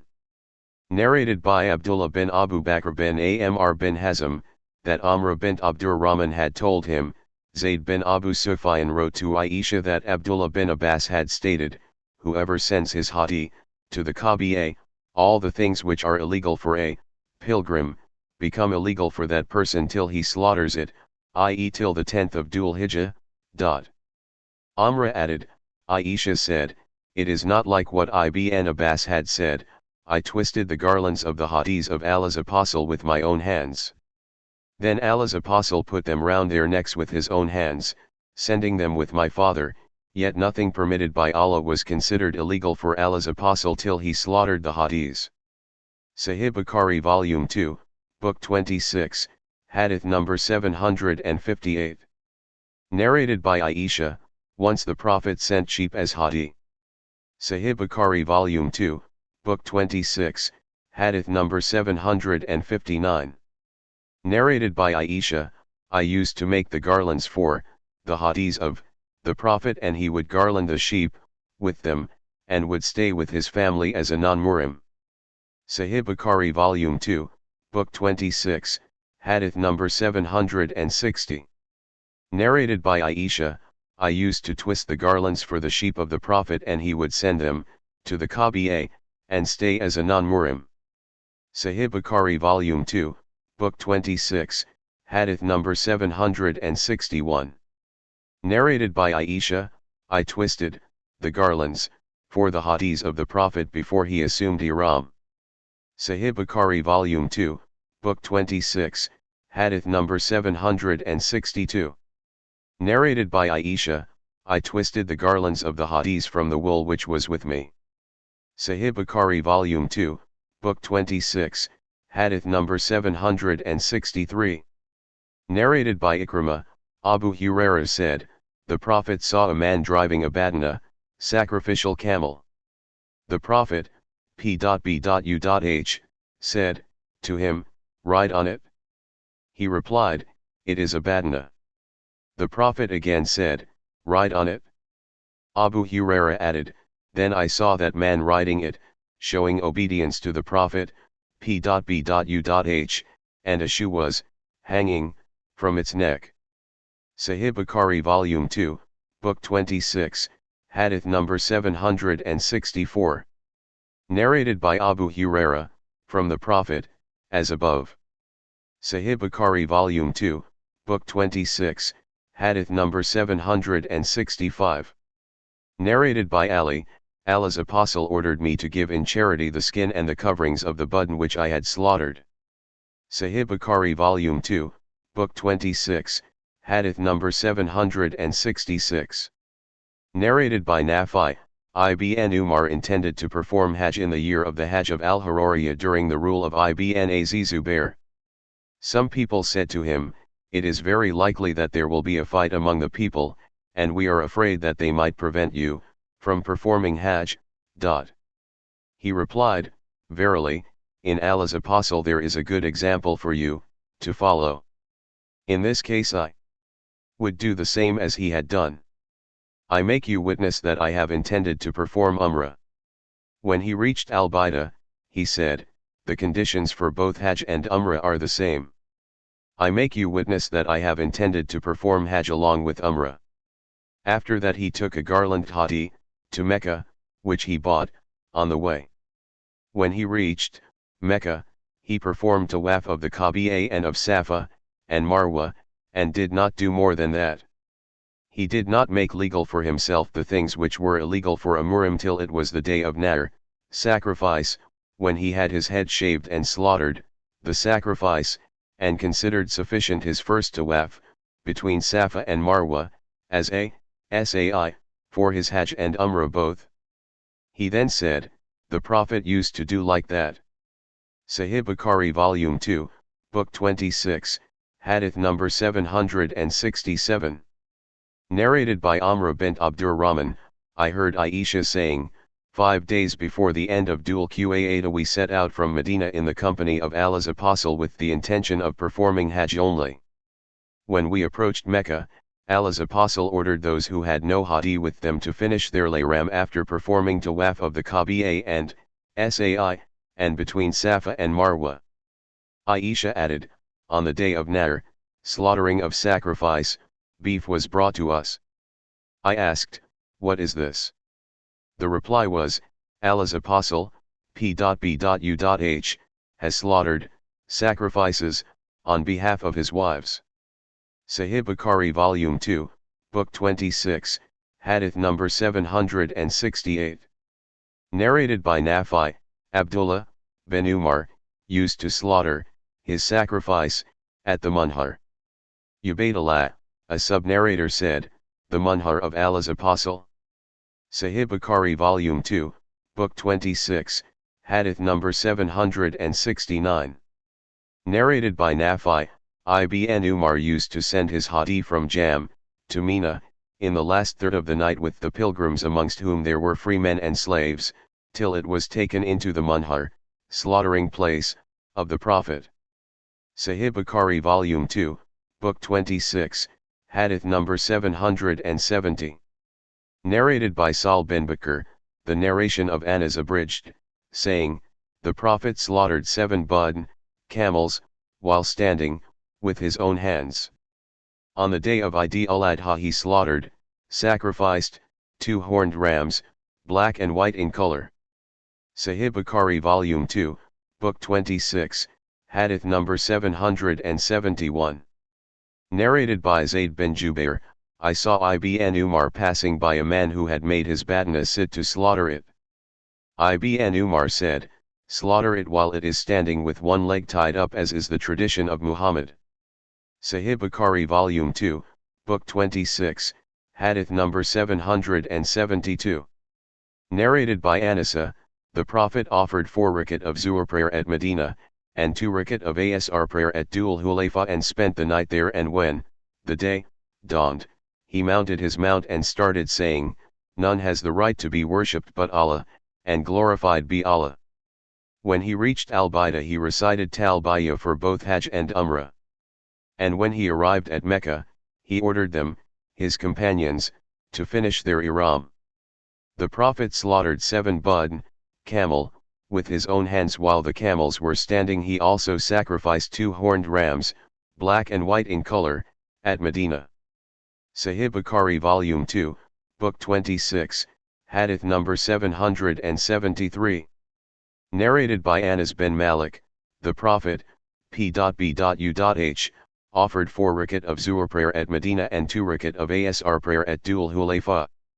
Narrated Ayyub, a man said, Anas said, then he, the Prophet passed the night there till dawn, and then he offered the morning, Fajr, prayer, and mounted his mount, and when it arrived at Al-Bida he assumed ihram for both Umrah and Hajj. Sahih Bukhari Volume 2, Book 26, Hadith number 774. Narrated by Ali, the Prophet sent me to supervise the slaughtering of budn, hadi camels, and ordered me to distribute their meat, and then he ordered me to distribute their covering sheets and skins. All added, the Prophet ordered me to supervise the slaughtering of the budn, and not to give anything of their bodies to the butcher as wages for slaughtering. Sahih Bukhari Volume 2, Book 26, Hadith number 775. Narrated by Ali, the Prophet ordered me to supervise the slaughtering of budn, hadi camel, and to distribute their meat, skins and covering sheets in charity, and not to give anything of their bodies to the butcher as wages for slaughtering. Sahih Bukhari Volume 2, Book 26, Hadith number 776. Narrated by Ali, the Prophet offered 100 budn as hadi and ordered me to distribute their meat, in charity, and I did so. Then he ordered me to distribute their covering sheets in charity, and I did so. Then he ordered me to distribute their skins in charity, and I did so. Sahih Bukhari Volume 2, Book 26, Hadith number 777. Narrated by Ibn Jurayj, Atta said, I heard Jabir bin Abdullah saying, we never ate the meat of the budn for more than 3 days of Mina. Later, the Prophet gave us permission by saying, eat and take meat with you. So we ate some, and took some with us. I asked Atta, did Jabir say that they went on eating the meat till they reached Medina? Atta replied, no. Sahih Bukhari Volume 2, Book 26, Hadith number 778. Narrated by Amra, I heard Aisha saying, we set out from Medina, along with Allah's Apostle 5 days before the end of Dhul Hulayfa with the intention of performing Hajj only. When we approached Mecca, Allah's Apostle ordered those who had no hadi along with them to finish the ihram after performing tawaf of the Kaaba, Safa and Marwa. Aisha added, beef was brought to us on the day of Nahr, and I said, what is this? Somebody said, the Prophet has slaughtered cows on behalf of his wives. Sahih Bukhari Volume 2, Book 26, Hadith number 779. Narrated by Ibn Abbas, the Prophet was asked about a person who had his head shaved before slaughtering his hadi, or other similar ceremonies of Hajj? He replied, there is no harm, there is no harm. Sahih Bukhari Volume 2, Book 26, Hadith number 780. Narrated by Ibn Abbas, a man said to the Prophet, I performed the Tawaf al-Ifada before the Rami, throwing pebbles at the Jamra. The Prophet replied, there is no harm. The man said, I had my head shaved before slaughtering. The Prophet replied, there is no harm. He said, I have slaughtered the hadi before the Rami. The Prophet replied, there is no harm. Sahih Bukhari Volume 2, Book 26, Hadith number 781. Narrated by Ibn Abbas, the Prophet was asked by a man who said, I have done the Rami in the evening. The Prophet replied, there is no harm in it. Another man asked, I had my head shaved before the slaughtering. The Prophet replied, there is no harm in it. Sahih Bukhari Volume 2, Book 26, Hadith number 782. Narrated by Abu Musa, I came upon Allah's Apostle when he was at Al-Badha. He asked me, have you intended to perform the Hajj? I replied in the affirmative.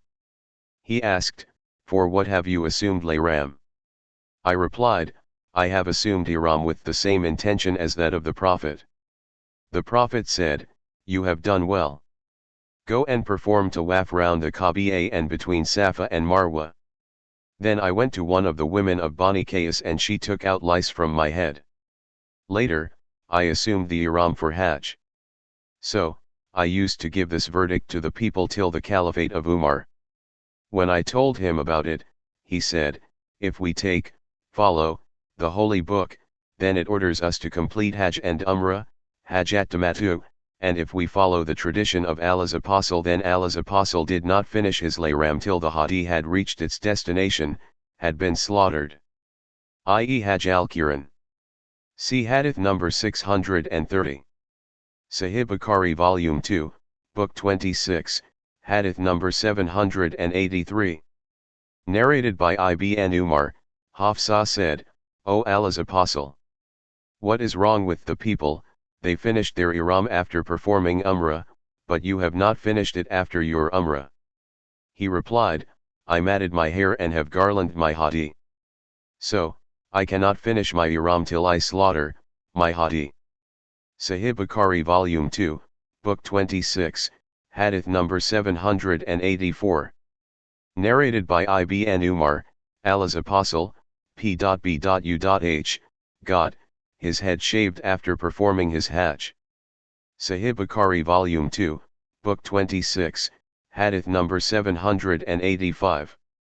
Narrated by Abdullah bin Umar, Allah's Apostle said, O Allah, be merciful to those who have their head shaved. The people said, O Allah's Apostle, and invoke Allah for those who get their hair cut short. The Prophet said, O Allah, be merciful to those who have their head shaved. The people said, O Allah's Apostle, and those who get their hair cut short. The Prophet said, the third time, and to those who get their hair cut short. Nafi said that the Prophet had said once or twice, O Allah, be merciful to those who get their head shaved, and on the fourth time he added, and to those who have their hair cut short. Sahih Bukhari Volume 2, Book 26, Hadith number 786. Narrated by Abu Huraira, Allah's Apostle said, O Allah, forgive those who get their heads shaved. The people asked, also those who get their hair cut short. The Prophet said, O Allah, forgive those who have their heads shaved. The people said, also those who get their hair cut short. The Prophet, invoke Allah for those who have their heads shaved, and, at the third time said, also, forgive those who get their hair cut short. Sahih Bukhari Volume 2, Book 26, Hadith number 787. Narrated by Abdullah, the Prophet and some of his companions got their heads shaved and some others got their hair cut short. Narrated Muawiyah, I cut short the hair of Allah's Apostle with a long blade. Sahih Bukhari Volume 2, Book 26, Hadith number 787. Narrated by Abdullah, the Prophet and some of his companions got their heads shaved and some others got their hair cut short. Narrated Muawiyah, I cut short the hair of Allah's apostle with a long blade. Sahih Bukhari Volume 2, Book 26, Hadith number 788. Narrated by Ibn Abbas, when the Prophet came to Mecca, he ordered his companions to perform tawaf round the Kaaba and between Safa and Marwa, to finish their ihram and get their hair shaved off or cut short. Sahih Bukhari Volume 2, Book 26, Hadith number 789. Narrated by Aisha, we performed Hajj with the Prophet and performed tawaf al-Ifada on the day of Nahr, slaughtering. Safiyyah got her menses and the Prophets desired from her what a husband desires from his wife. I said to him, O Allah's apostle, she is having her menses. He said, is she going to detain us? We informed him that she had performed tawaf al-Ifada on the day of Nahr. He said, then you can depart. Sahih Bukhari Volume 2, Book 26, Hadith number 790. Narrated by Ibn Abbas, the Prophet was asked about the slaughtering, shaving, of the head, and the doing of Rami before or after the due times. He said, there is no harm in that. Sahih Bukhari Volume 2, Book 26, Hadith number 791. Narrated by Ibn Abbas, the Prophet was asked, as regards the ceremonies of Hajj, at Mina on the day of Nahr, and he replied that there was no harm. Then a man said to him, I got my head shaved before slaughtering. He replied, slaughter, now, and there is no harm in it. Another man said, I did the Rami, of the Jamar, after midday. The Prophet replied, there was no harm in it. Sahih Bukhari Volume 2, Book 26, Hadith number 792. Narrated by Abdullah bin Amr, Allah's apostle stopped, for a while near the Jamar at Mina, during his last Hajj, and the people started asking him questions. A man said, ignorantly I got my head shaved before slaughtering. The Prophet replied, slaughter, now, and there is no harm in it. Another man said, unknowingly I slaughtered the hadi before doing the Rami. The Prophet said, do Rami now and there is no harm in it. So, on that day, when the Prophet was asked about anything, about the ceremonies of Hajj, done before or after its stated time, his reply was, do it, now, and there is no harm. Sahih Bukhari Volume 2, Book 26, Hadith number 793. Narrated by Abdullah bin Amr bin Al-As, I witnessed the Prophet when he was delivering the sermon on the day of Nahr. A man stood up and said, I thought that such and such was to be done before such and such. I got my hair shaved before slaughtering. Another said, I slaughtered the hadi before doing the Rami. So, the people asked about many similar things. The Prophet said, do it, now, and there is no harm in all these cases. Whenever the Prophet was asked about anything on that day, he replied, do it, now, and there is no harm in it. Sahih Bukhari Volume 2, Book 26, Hadith number 794. Narrated by Abdullah bin Amr bin Al-As, Allah's apostle stopped while on his she-camel. The subnarrator then narrated the hadith as above, i.e. 793. Sahih Bukhari Volume 2, Book 26, Hadith number 795. Narrated by Ikrimah, Ibn Abbas said, Allah's apostle delivered a sermon on the day of Nahr, and said, O people! Tell me, what is the day today? The people replied, it is the forbidden, sacred, day. He asked again, what town is this? They replied, it is the forbidden, sacred, town. He asked, which month is this? They replied, it is the forbidden, sacred, month. He said, no doubt. Your blood, your properties, and your honor are sacred to one another like the sanctity of this day of yours, in this, sacred, town, Mecca, of yours, in this month of yours. The Prophet repeated his statement again and again. After that he raised his head and said, O Allah! Haven't conveyed your message to them? Haven't I conveyed your message to them? Ibn Abbas added, by him in whose hand my soul is, the following was his will, Prophet's will, to his followers, it is incumbent upon those who are present to convey this information to those who are absent. Beware, don't renegade, as disbelievers, turn into infidels, after me, striking the necks, cutting the throats, of one another. Sahih Bukhari Volume 2, Book 26, Hadith number 796. Narrated by Ibn Abbas, I heard the Prophet delivering a sermon at Arafat. Sahih Bukhari Volume 2, Book 26, Hadith number 797. Narrated by Abu Bakr, the Prophet delivered to us a sermon on the day of Nahr. He said, do you know what is the day today? We said, Allah and his apostle know better. He remained silent till we thought that he might give that day another name. He said, isn't it the day of Nahr? We said, it is. He further asked, which month is this? We said, Allah and his apostle know better. He remained silent till we thought that he might give it another name. He then said, isn't it the month of Dhul Hijjah? We replied, yes. It is. He further asked, what town is this? We replied, Allah and his apostle know it better. He remained silent till we thought that he might give it another name. He then said, isn't it the forbidden, sacred, town, of Mecca? We said, yes. It is. He said, no doubt, your blood and your properties are sacred to one another like the sanctity of this day of yours, in this month of yours, in this town of yours, till the day you meet your Lord. No doubt. Haven't I conveyed Allah's message to you? They said, yes. He said, O Allah! Be witness.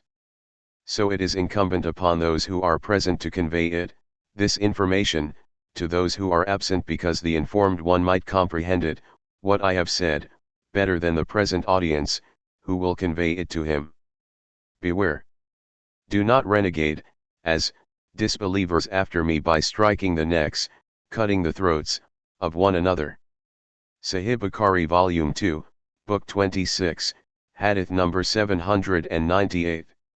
Narrated by Ibn Umar, at Mina, the Prophet, p.b.u.h, said, do you know what is the day today? The people replied, Allah and his apostle know it better. He said, it is the forbidden, sacred, day. And do you know what town is this? They replied, Allah and his apostle know it better.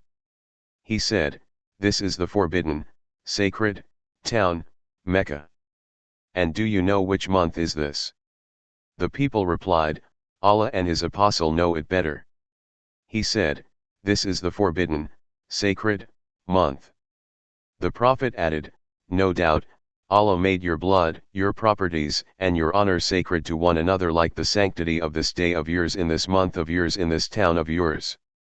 Narrated Ibn Umar, on the day of Nahr, 10th of Dhul Hijjah, the Prophet stood in between the Jamrat during his Hajj, which he performed, as in the previous hadith, and said, this is the greatest day, i.e. 10th of Dhul Hijjah. The Prophet started saying repeatedly, O Allah! Be witness, I have conveyed your message. He then bade the people farewell. The people said, this is Hajjat al-Wada. Sahih Bukhari Volume 2, Book 26, Hadith number 799. Narrated by Ibn Umar, the Prophet permitted them. Sahih Bukhari Volume 2, Book 26, Hadith number 800. Narrated by Ibn Umar, that the Prophet allowed, as above. Sahih Bukhari Volume 2, Book 26, Hadith number 801. Narrated by Ibn Umar, Al-Abbas asked the permission from the Prophet to stay at Mecca during the nights of Mina in order to provide water to the people, so the Prophet allowed him.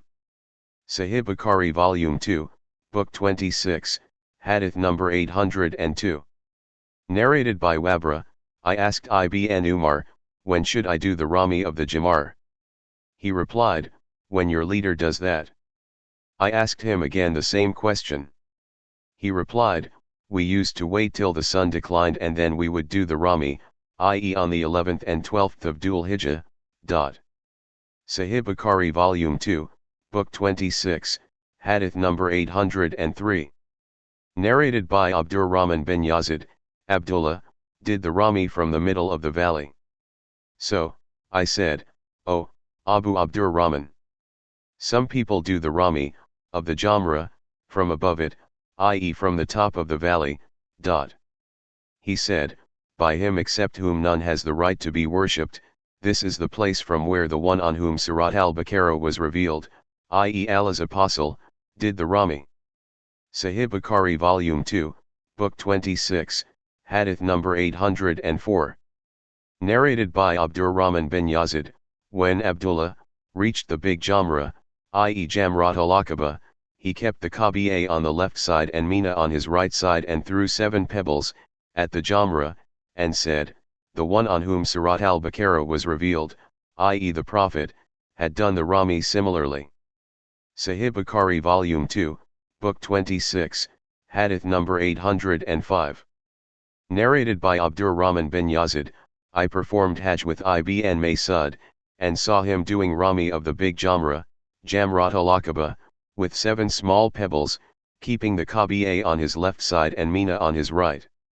He then said, this is the place where the one on whom Surat al-Baqarah was revealed, i.e. Allah's apostle, stood. Sahih Bukhari Volume 2, Book 26, Hadith number 806.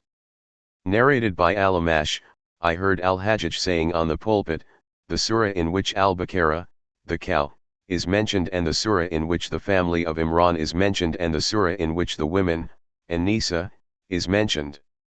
I mentioned this to Ibrahim, and he said, Abdurrahman bin Yazid told me, I was with Ibn Masud, when he did the Rami of the Jamrat al-Aqaba. He went down the middle of the valley, and when he came near the tree, which was near the Jamra, he stood opposite to it and threw 7 small pebbles and said, Allahu Akbar on throwing every pebble. Then he said, by him, except whom none has the right to be worshipped, here, at this place, stood the one on whom Surat al-Baqarah was revealed, i.e. Allah's apostle. Sahih Bukhari Volume 2, Book 26, Hadith number 807.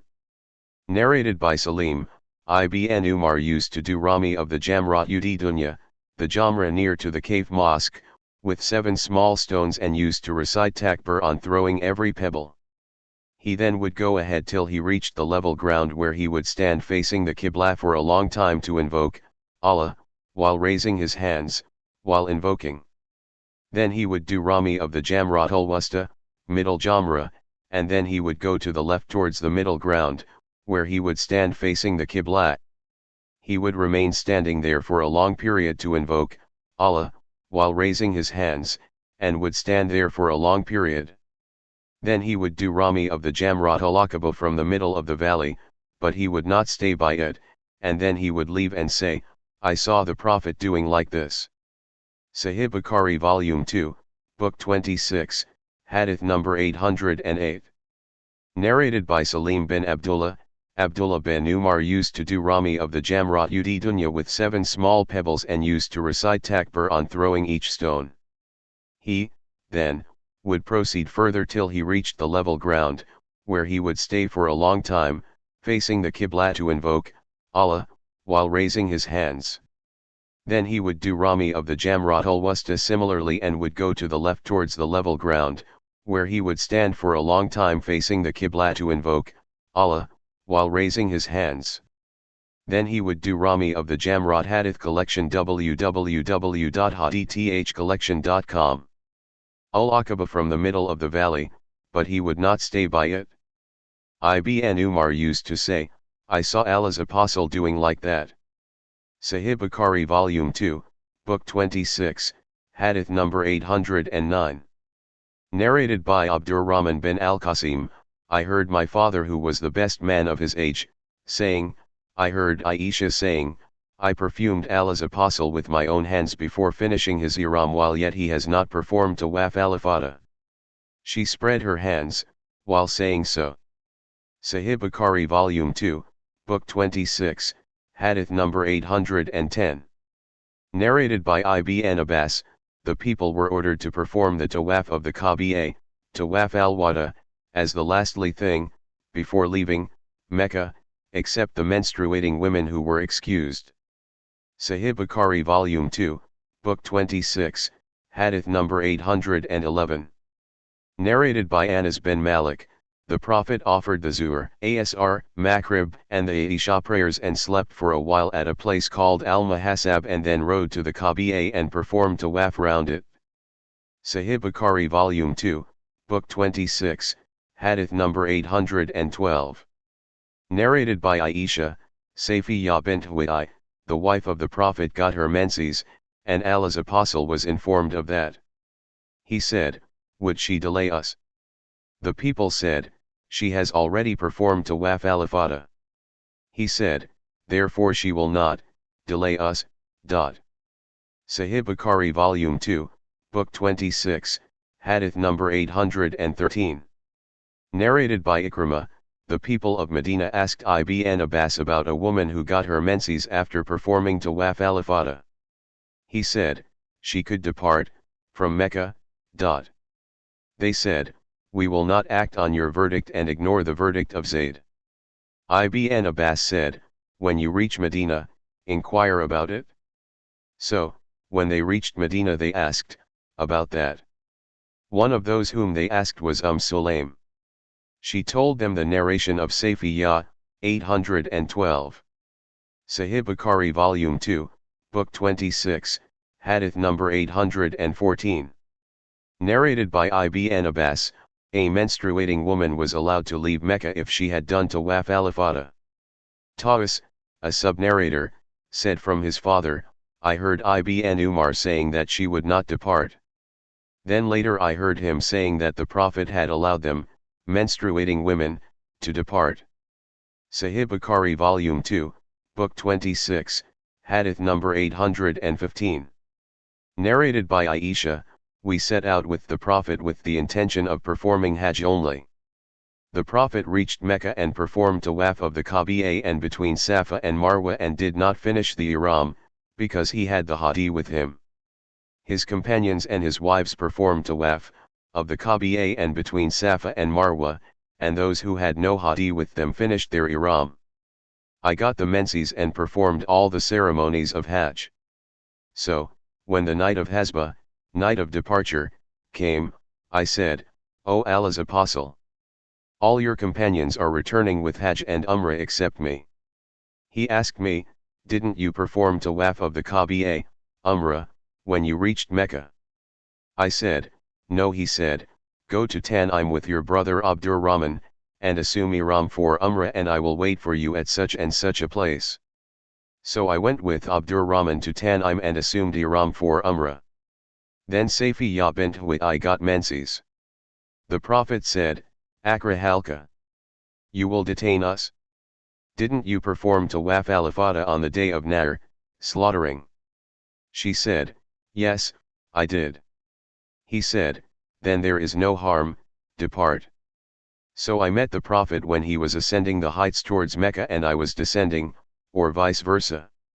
Sahih Bukhari Volume 2, Book 26, Hadith number 816.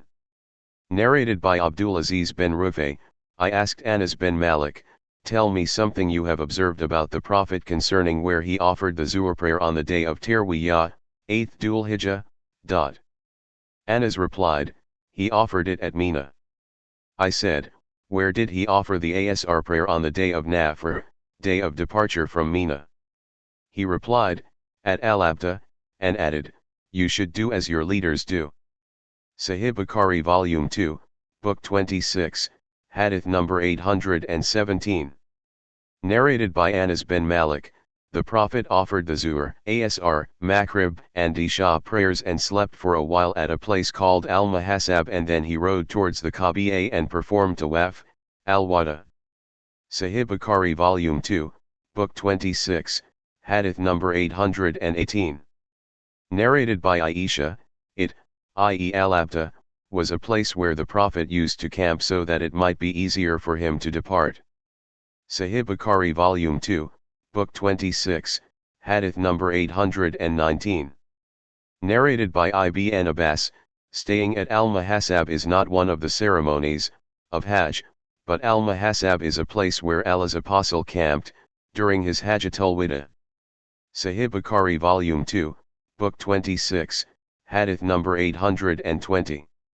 Narrated by Nafi, Ibn Umar used to spend the night at Daituwa in between the two then ayahs, and then he would enter Mecca through the Thaniya, which is at the higher region of Mecca, and whenever he came to Mecca for Hajj or Umrah, he never made his she-camel kneel down except near the gate of the masjid, sacred mosque, and then he would enter it, and go to the black stone corner and start from there circumambulating the Kaaba 7 times, hastening in the first 3 rounds, Ramal, and walking in the last 4. On finishing, he would offer 2 rakat prayer and set out to perform tawaf between Safa and Marwa before returning to his dwelling place.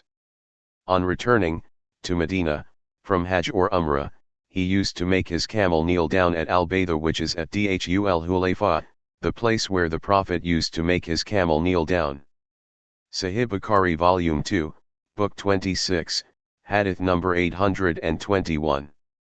Narrated by Khalid bin al-Harith, Ubaydullah was asked about Al-Muhassab. Ubaydullah narrated, Nafi said, Allah's apostles, Umar and Ibn Umar camped there. Nafi added, Ibn Umar used to offer the Zuhr and Asr prayers at it, i.e. Al-Muhassab. I think he mentioned the Maghrib prayer also. I said, I don't doubt about Isha, i.e. he used to offer it there also, and he used to sleep there for a while. He used to say, the Prophet used to do the same. Sahih Bukhari Volume 2, Book 26, Hadith number 822. Narrated by Ibn Abbas, Dhul Majaz and Yukaz were the markets of the people during the pre-Islamic period of ignorance. When the people embraced Islam, they disliked to do bargaining there till the following holy verses were revealed. There is no harm for you if you seek of the bounty of your Lord, during Hajj by trading, etc. 2.198. Sahih Bukhari Volume 2, Book 26, Hadith number 823. Narrated by Aisha, Safiya got her menses on the night of Nafr, departure from Hajj, and she said, I see that I will detain you. The Prophet said, Akra halka. Did she perform the tawaf on the day of Nahr, slaughtering? Somebody replied in the affirmative. He said, then depart. Different narrators mentioned that, Aisha said, we set out with Allah's apostle, from Medina, with the intention of performing Hajj only. When we reached Mecca, he ordered us to finish the Ihram. When it was the night of Nafr, departure, Safiya bint Huwai got her menses. The Prophet said, Halka Akra. I think that she will detain you, and added, did you perform the tawaf, Alifata, on the day of Nahr, slaughtering? She replied, yes. He said, then depart. I said, O Allah's apostle, I have not done the Umrah. He replied, perform Umrah from Tan'im. My brother went with me and we came across the Prophet in the last part of the night.